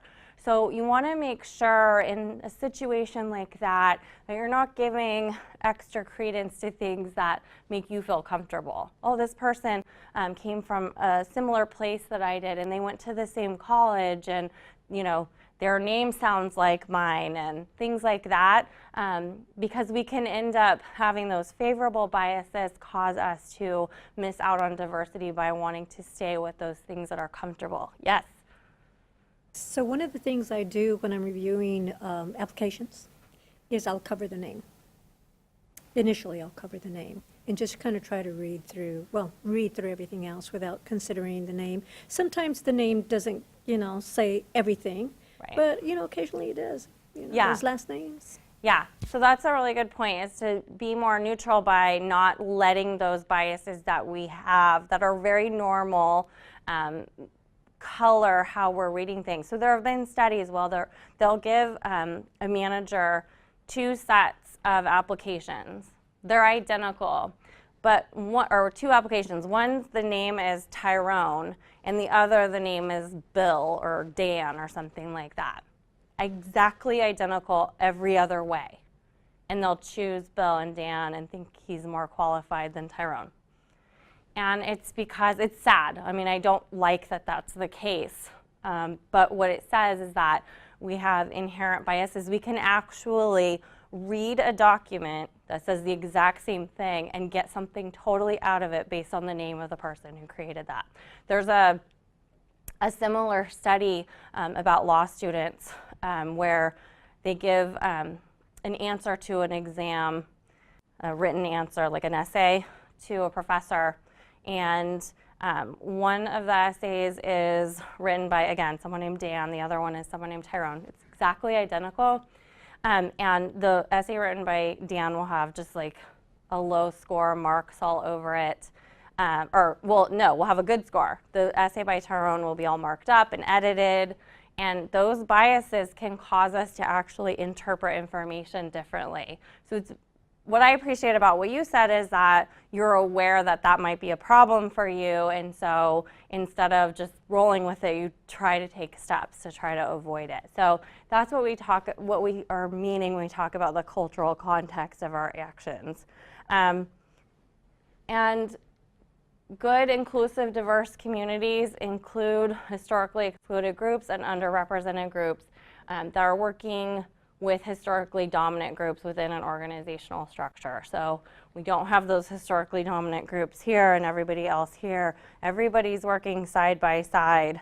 And when we say, historically excluded and underrepresented groups, I don't just mean those immutable characteristics. We can think of a lot of those right off the top of our head. But I also mean socioeconomic, religious, lifestyle issues, all kinds of things that we come to the table with and those external characteristics. So we want to make sure we're including everyone. And that's in fact part of what we bring to the table, those immutable characteristics. And so those characteristics, we often consider them as, well, we need to be including certain groups, but those characteristics also are part of what creates our inherent own biases. And so we have to, instead of just living in that particular immutable characteristic, we have to consider how that impacts how we view different opportunities, ideas, approaches, and be willing to change how we do things and how we listen to other people despite those immutable characteristics. I mean, you are who you are, but it's important to recognize how that might impact how you interact. And our response to diversity is going to be different based on those immutable characteristics that we have. And so we need to make sure we recognize that that's a fact and work within that to acknowledge it and make sure that we're not being resistant because of it. We also bring our roles and power relations to the table. So I think we often don't think about diversity in this context, but we have these different sort of hierarchies, boss and subordinate, faculty and student, staff and student, and the power relations are going to be unique to each person in these relationships, and it's important to acknowledge that and address it so that the relationship isn't such an imbalance of power that it's negating the value of the sort of subordinate or student in that role. And we're all products of our own backgrounds, as I've said many times, and so we need to be aware of how we may come across in these kind of power relationships, because that's a place where we often run into issues of the other person in the relationship not feeling included, not feeling respected. And so that's an important piece, not just those immutable characteristics, but how we interact in those relationships. And those interactions can result in what we call covert aggressions. You may have heard the term microaggressions. We like the term covert aggression. We think it's more important, and I'm going to talk about what that means. So these are interactions. They can be in any kind of environment. We typically see them in the workplace, but they can occur between faculty and students or staff and students, between students themselves. And they're something that's usually pretty brief. They're very commonplace, which is definitely problematic, and that's why it's important to recognize them and try to avoid them. They can actually be unintentional. So my insistence on saying you guys is totally unintentional. I do not mean to hurt anybody with that. And so it doesn't have to be intentional, though they often are. But at the end of the day, they are hostile, derogatory, negative, or insulting. whether they're intentional or unintentional. They can be very brief and very subtle, but they have that impact on another person. They can create really difficult relationships, low morale, hurt feelings, and we'll go through a whole list of the negative outcomes. They can be both verbal or nonverbal. And sometimes the words are very neutral, but the tone in which they're said is what makes it an aggression. So it's very sarcastic or belittling or condescending. So even, and everyone reads these cues. What we say is only one small part of it. The way that we're expressing ourselves through our facial expressions, our body language, our tone are all pieces of this puzzle. And so the fact that you may be saying something that seems relatively neutral isn't sufficient to make it not aggressive. You have to watch your tone, your facial expressions, body language, and those other factors. Some examples of covert aggressions. Yes, sorry. I'd say it's even more than just watching your tone and your things that you say, but watching what the reactions you're getting from people. Sure. Microaggressions go, you could be saying something and not even know what you're doing, and if you just keep rolling with it, like it's not even being said, then you're not open to learning how to maybe handle that situation better. Right, yeah, that's a really good point. So you should always be watching the reaction of those you're talking to. If someone has sort of a facial expression reaction, or they kind of close off or something like that, you need to take that into account. It's part of doing good communication is listening. And I consider watching for those cues as part of listening. And we think of communication as just talking at somebody, but it goes both ways, and listening is part of it. And I was doing a harassment training yesterday, and I was talking about, huggers, those people where you walk up to them and they're like this, and you go like this, and they're like, no, I'm a hugger, and they insist on hugging you. That can be really problematic, because those people are not looking at this sign of someone, going like this or pulling away. And part of how we need to interact on a day-to-day basis with other people is watching how our actions are impacting and affecting them. And people will let you know if you're watching and if you're paying attention. And I think that's a really good point, which is that we can often forget that there's something coming back to us that we need to watch out for. So I'm going to give some examples. So a racial covert aggression example is an Asian American who's born and raised in the United States. Someone says to that person, oh, you speak really good English. Yeah. So that person may be telling themselves, I'm giving a compliment. But that means that they see that person as not American, as an other, really not seeing their true identity. Asking an Asian American or anyone who says, you say, well, where are you from? Because they have some feature about them that looks like they may be a different ethnicity, and they say, I'm from Los Angeles. And then someone says, well, but where are you really from? And again, it's sort of this otherizing, they're from Los Angeles. What the person wants is, what is your ethnicity? Which is not anything we really need to ask anybody. It's not important unless we're filling out a form or something. For gender, this happens to me all the time. So a female leader in the campus community who is confused for a librarian or an administrative assistant. I get confused for a secretary or paralegal all the time, because why would I be a lawyer? I'm a woman, right? And so that kind of a thing, it's not intended to hurt anyone. It's just someone's brain just thinks, well, someone who is female and in a community college must be a librarian or an administrative assistant and couldn't possibly be the president of the college, which we all know is not true. And there's nothing wrong with being a librarian or an administrative assistant. It's just that assumption that's problematic. Or my absolute favorite, when a man says to a woman, smile. It can't be that bad. You'd look better if you smiled. Sorry, this is just what my face looks like. I'm not mad. but you don't get to tell me to smile, but it's very gendered, which is women are supposed to be calm and breezy and kind and nurturing and always smiling at everybody. And it's just a gender stereotype. And again, did the 85-year-old man who told me to smile the other day think that he was saying something negative?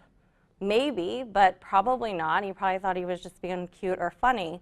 But I was upset by it because I'm entitled to have whatever facial expression I want when I'm just walking through the grocery store. So those are the kind of things that we're talking about. Another one is if there's two gay students that are holding hands on campus and someone says to them, well, that's inappropriate, but they have no problem whatsoever with heterosexual couples holding hands on campus. That's a little bit more deliberate of one, and is really problematic. If it's a one-size-fits-all approach, nobody should be having any physical affection on campus, okay. But when you're only making that rule for someone who maybe makes you feel uncomfortable, then it becomes one of these covert aggressions. And they can be based on any group that is marginalized in our society. And they are often subtle, brief, don't seem like a big deal, but they can have really difficult consequences. So these are traditional groups that have been the victims of these covert aggressions. And you'll see some on here that you wouldn't think of, like job function, considering custodians somehow lesser than someone who works in a different job, or treating someone with veteran status differently, or whether someone has kids or doesn't have kids, or their marital status. Those kind of things also can be used, not just the standard, race, ethnicity, gender, age, disability, sexual orientation, that kind of a thing. So immigration status is a big one right now. People treated differently because they look like they may be from a country where we get a lot of immigrants from, or they really are immigrants and they're made statements towards them or about them. We live in a climate where that is a real issue right now. And so these are some of the groups, not all, but traditionally marginalized groups. And we define this as an active manifestation of oppressive views that create, foster, and enforce marginalization. So, yes? So I have to say a couple of things. The one thing is I roll back a couple slides when the question is, so where are you from? So where are you from? So where are you from? I've heard that continue all my life, and it's you can't satisfy the person, and so you rather, I'm one of those, don't put me in a box. You just want to put it into that other status, so that's very, frustrating. The other thing too is looking at here, you touched on veteran status, and actually even being in the military. Not so much now, but okay, so everybody, I was Vietnam era, and I was a Marine, or still am a Marine actually, of course. But walking down the street, you could not hide that you were military, and you were treated differently. And while I was at Sac State, and my wife, so she's biased, because she, when we met at Sac State, I had a beard and long hair. And she has told me lately, don't do that because you'll look like a terrorist. And kind of rolled that back again. I was at Sac State during the time of the Iranian hostage crisis. I was walking down the street one day, and somebody yelled out the window, "Go home." Anyway, so that's not so covert, right? But yeah, I was gonna say, yeah, that's just an aggression. That's an aggression, but the idea of some of that, you get some of these just underlying and stuff, and in the military, they love you for the money in the military towns. Yeah, and the military and veteran status is sort of interesting because in a lot of ways, this country really reveres veterans, and it's like, you know, if you're kneeling during the national anthem, it's against the troops and, you know, all of that. But there have been times where, you know, Vietnam veterans were spit on when they came home from the war. And so we can see how these things kind of change and evolve, but the real issue is that someone has some oppressive view, and, you know, they may say it aggressively, like, go home. And, you know, we're seeing a lot of that kind of more aggressive behavior in these viral videos and things like that. But they can also do it in a way that pretends to be something that it's not. And that's how they're covert. But it still has the same impact. Because, you know, do you feel differently about go home than where are you from? Well, yeah, I mean, because you know where they're at, they go home, where, I don't know, it's a needle when you're where you're from, because the thing is, it's usually not just asked one time. Right. They're It's just insisting. insisting. Right, that, as you said, that you put yourself in some box. Right. That I'm from a certain country or a certain ethnicity. Yeah, but I think there's negatives from both. There's negatives from both, but it is, I think where you're from is deeper. Yeah, see, the covert is actually deeper. And so, you know, along those lines, here are some of the negative impacts. This is a long list, and we could probably think of 2 more lists of this length. They are very difficult. You know, obviously hurtful, but detrimental. And imagine if your boss kept asking you that where are you from comment. You're going to start feeling a little undermined. You may lose confidence. It could impair your performance. You might feel disempowered because you feel like, you know, the person that supervises you and that you're working with and that's coaching you is trying to put you in that little box. And it can have even more significant impacts like anxiety, depression, sleep difficulties, diminished confidence, more overarching mental health concerns because you are feeling that oppression from these covert aggressions. The person that's on the receiving end of that is not fooled. They know what this means, and it is because of those oppressive viewpoints. And trying to say it in a nice way or, you know, thinking that it's neutral doesn't make it neutral. They're often difficult to address because they're so subtle. They often get glossed over because they're just brief, quick comments. They can be perceived as innocuous. Oh, someone telling you to smile, that just, you know, that guy's just trying to be friendly. We tell ourselves this, right? Because we don't want to think about what the impacts are to us and what that means about what the person thinks of us and what they're saying. So we can actually on our own downplay it for our own benefit and not address it. And, you know, we don't want to feel like we're being petty. I mean, you could have someone make one of these statements to you and spend a lot of time thinking, should I report this? Should I tell anyone?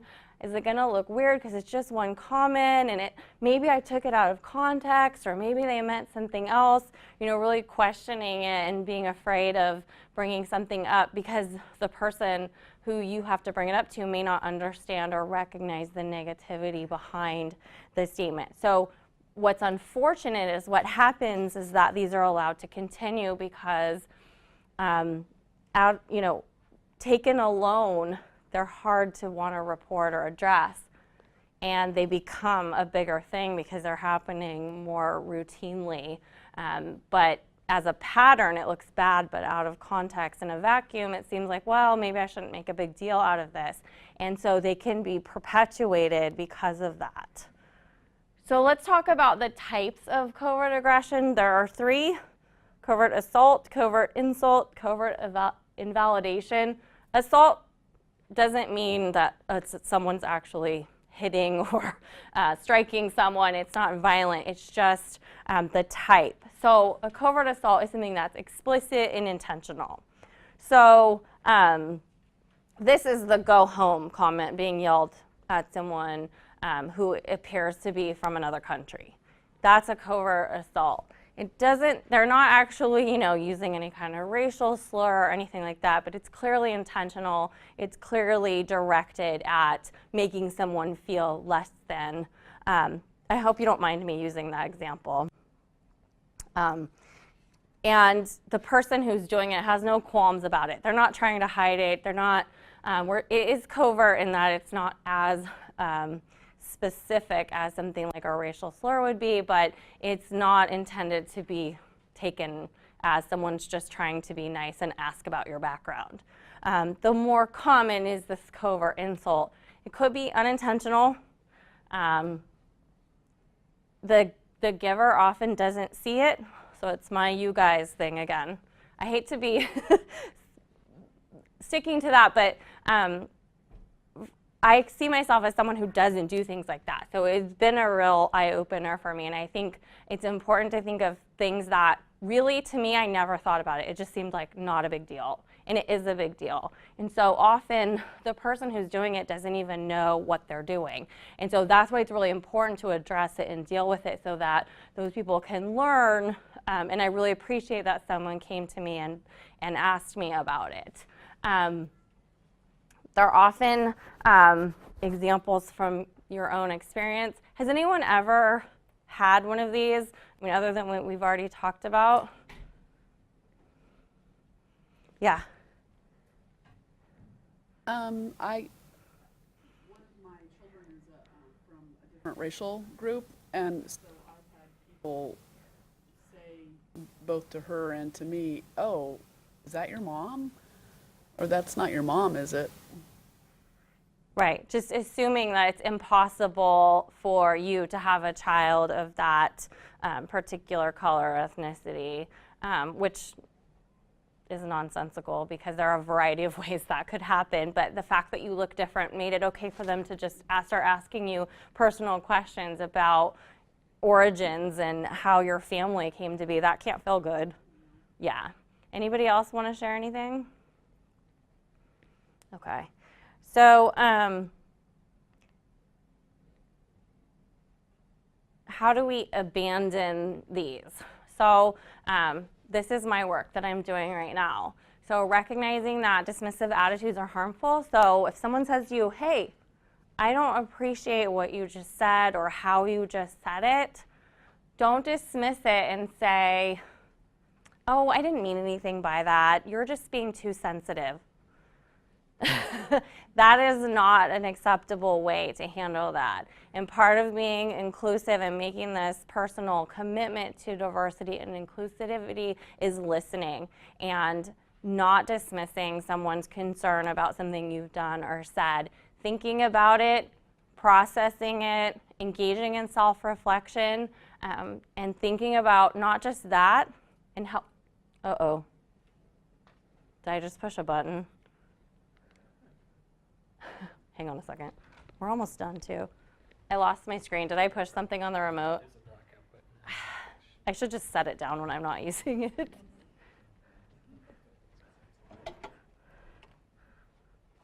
may not have been you. Oh. It wasn't me. Timed up. It's a 3-hour. Oh, okay. Okay, thank you. It's usually me. This one time it was not me. So it goes back to that self-reflection and not just considering what someone has told you and said, that was harmful, and thinking about how it may be harmful, how you can change moving forward. Take a moment to think, have I done this any other time or in any other way? And has that been something that I've been doing without even realizing it? And why? What are my biases or oppressive viewpoints that may cause me to do something like that? And really examine those. And you can help yourself with that by participating in trainings that help identify those things for you, because they often are things that we have no idea that we're doing, and we can't recognize them until they're pointed out and we learn how to recognize them. And then just as in general, we want to avoid making assumptions and labeling other people. By doing that and kind of making our general thought process more neutral and less about, assuming or stereotyping, while again, still respecting and appreciating diversity. This is not a I don't see color situation. That's not what we're looking at. But just work with yourself on avoiding that kind of labeling and making assumptions. And institutions can work on this by fostering inclusive environments, having people go to trainings like these, working on making sure that everyone feels valued and their input valued. They can collaborate with groups and organizations that are committed to addressing issues of diversity and inclusion, and that can include your student groups, like your Black Student Union or La Raza. It can include outside groups, like CARE or some other particular group of marginalized people.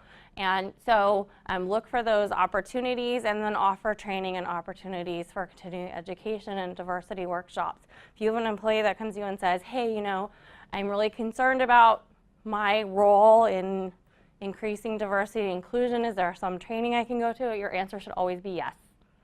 To the extent that you have the budget, you should try to make it happen. Because when people start doing that self-awareness, you want to foster that as much as possible.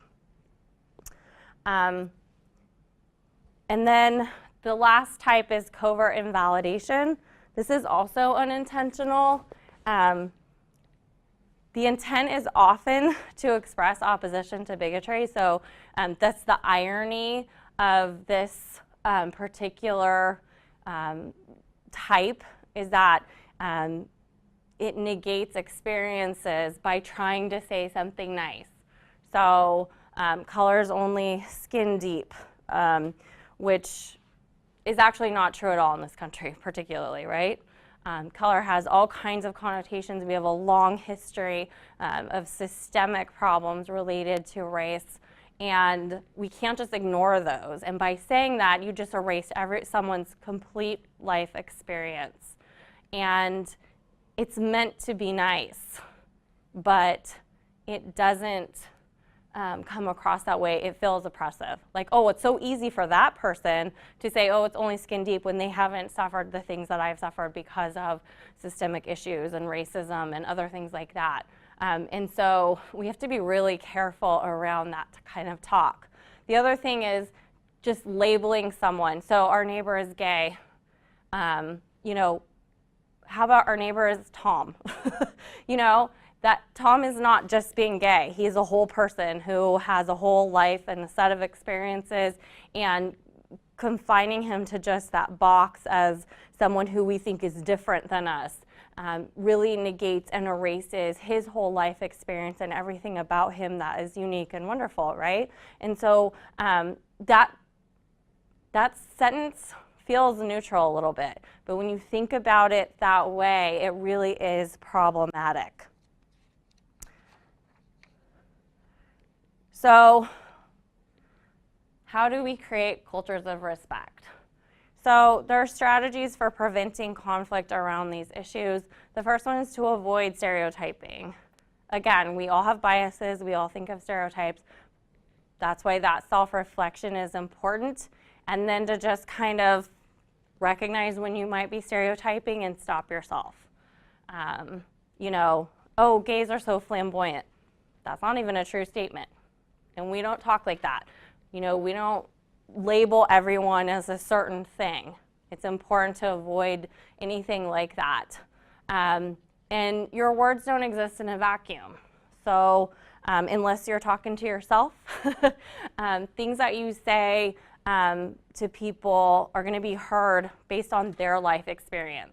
And if they're a disempowered group traditionally, they're going to hear that differently than a traditionally empowered group. And you need to recognize who your audience is and who you're talking to, and so that you avoid those covert aggressions that, again, are unintentional a lot of the time. And so it requires some work to do this. And then just organizationally, ongoing goals. And these are things that are always works in progress. Improving communications between leadership and staff, between managers and staff, between faculty and students, between students and staff, always working and striving to improve those communications. So particularly so that there is an open environment that's conducive to people saying, hey, that hurt my feelings. Hey, I wish you wouldn't say that anymore. It's really what you're looking for. The job of the person who's a recipient is not to educate and train you how not to make covert aggressions, but we do want an environment that is open to those kind of statements being made. Yes? And I think part of the key too is asking people questions about their preferences. For example, are there certain pronouns that you're more comfortable with and you'd prefer me to use? Or for example, I worked with deaf faculty for many years, and we would have a lot of conversations around, my asking them which terminology do you prefer for me to use in reference to your deafness, things like that. So I think a lot of times we shy away from asking others what their preferences are, but that can really be a helpful way of acknowledging differences and showing kind of people that you care and you want Right. to interact with them in a way that's respectful and appropriate. Right. We can be so afraid of making a covert aggression by noticing someone's, being in a group that is traditionally disempowered or marginalized. But a lot of people would appreciate it if you ask them, hey, what pronouns do you prefer, instead of accidentally misgendering them or using the incorrect pronoun, which is much more harmful than you just respectfully asking what they would prefer. And so that's a really good point about communication, is also be always willing to learn and do what you can to interact and communicate so that you can learn what other people would appreciate and respect in your communications with them. Really good point. It's important to understand group interaction. So groups can be difficult to bring together. Groups can be difficult to ensure communications with, because everybody's coming to the table with all kinds of different backgrounds, biases, experiences, and there are psychological studies about group interaction and how to make that work. So it's important to do that research. There's a section in the workbook about managing culture clash. I highly suggest reading it. But that will happen, and so the organization should be prepared to address that, and there are many ways that can be done, but part of that is having leadership all the way down be committed to diversity and inclusion, and role modeling that for others, so that there aren't so many clashes between cultures and people are more respectful and accepting of the fact that differences are good and valuable. And then, always finding common ground between everyone, because as we saw in that exercise, we all have a lot in common too, even though we have so many different backgrounds and experiences that change, and affect how we interact with each other. So we're running low on time, but I'm going to just go through this piece. We're going to use disability as sort of our model here, but persons with disabilities are the most diverse of all of our protected statuses, because they come from all walks of life, all genders, all gender expression, all races, all ethnicities, and so, but they generally receive societal misunderstanding, prejudice, or discrimination. And that's been a long-standing thing. I mean, it used to be that someone with a disability would just be put in a home somewhere. Or I volunteered at Sonoma State Hospital when I was in college, and they showed us a video, a movie about how their population used to be all sterilized because they had mental or physical disabilities. That's the kind of thing that we used to do, and some of that hangs around. And we continue often to segregate those who are disabled from others in special programs, or view them with pity or fear, which can be something that is learned and based on our experiences, and really something that we have to try to overcome.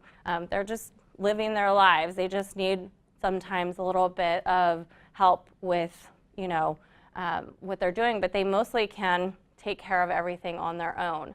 So when we're talking about respectful communication with persons with disabilities, and we recommend using people-first language. There is a whole article and list on people-first language in the workbook that you're getting, but we're going to talk about it a little bit. We're going to talk about etiquette rules as well. So sometimes it's just terminology. So handicapped is archaic. We don't use that anymore. I've had to stop myself saying the handicapped stall in the bathroom. That's the thing that I have said most of my life and need to stop saying, because that's not an appropriate term. Disabled person indicates that the disability is all the person is. And so it's like putting your neighbor Tom, who's gay, in that gay box. This is the disabled box. Or special needs or suffering from disability generates that pity that we talked about. That's very problematic. Instead, people-first language focuses on the person or their needs, not any problems. So someone who has a disability doesn't have a problem, they're just different. And so here's some examples, and there are more in Appendix A of the workbook, but we say has a disability instead of is suffering from a disability. They're not suffering, they just have a disability. We call it accessible parking or room instead of handicapped or disabled. Uses a wheelchair instead of wheelchair bound. Wheelchair bound is just about their wheelchair. Uses a wheelchair just means it's one element of the larger person. Or communicates with a device versus cannot speak or dumb. And so that's the kind of language that we're talking about. And then there are some etiquette rules around this. So if a person has a companion or an interpreter, speak directly to that person. Don't speak to their companion and interpreter. Don't assume that they can't communicate with you. I have a particular consortium that I present for, and there's a dean who always comes, and she's deaf. And I've had to work, and I'm really good at it now, in not looking at the interpreter who's speaking and looking at her while she's asking me a question.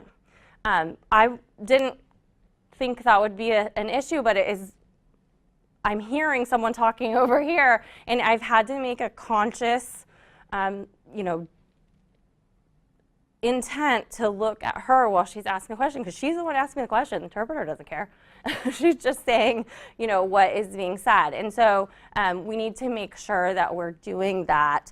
If you do offer someone assistance, don't insist. Don't make them let you help them. Wait for acceptance and then listen for and take instruction. Again, that's one of those covert aggressions where, oh, this person obviously needs my help and I'm just going to bust in and help them whether they need it or not. And we tell ourselves that we're doing a nice thing and helping them, but it's not at all. So we need to be really careful around that. Don't hang on or lean on their wheelchair. It's not a convenience for you. It's something that they need to go through life. And so we want to make sure that we're not treating it as some fun accessory. It shouldn't be something we even really notice about them, that they're in a wheelchair. If someone has a speaking disability, don't just smile and nod and pretend you understand what they're saying. That's very condescending. It may seem helpful at the time. Well, I don't want to acknowledge that I can't understand them. But really you should ask clarifying questions if you don't understand something. Don't assume that they can't communicate and you just have to smile and politely nod and not listen to them. Have the conversation. And then if you have someone with a hearing disability, they may also be reading your lips. So don't be looking off in the corner or covering your mouth. Make sure that they're able to see your face and read your lips. These are things we don't often think through. They're actually pretty easy, but it does take some conscious intention to do so. So just some wrap-up points before I let you guys go, and thanks for staying a little bit late. Some strategies for moving beyond conflict, get to know people you work with and assist. Find out their backgrounds, what's important to them, what their culture is like. It's okay to ask those kind of questions. That's good communication. Appreciate contributions, and that will help you facilitate productive outcomes. And also just don't be negative about the things the ideas and information that's being offered. Respect and appreciate and consider those. And this isn't about, telling people what to do or how to be. It's actually to help you feel enriched by a diverse environment. Here are all the benefits that it offers to you. And it's actually a good thing. It's not something that's being imposed or enforced. And then just some more strategies for conflict resolution. If you do have someone come to you and tell you, can you please stop saying you guys? Don't get defensive. Accept that someone's perception of what you're saying is that it's harmful and that you should try to avoid doing it. Ask questions. Ask, what do you want to be called? What pronouns do you want to use?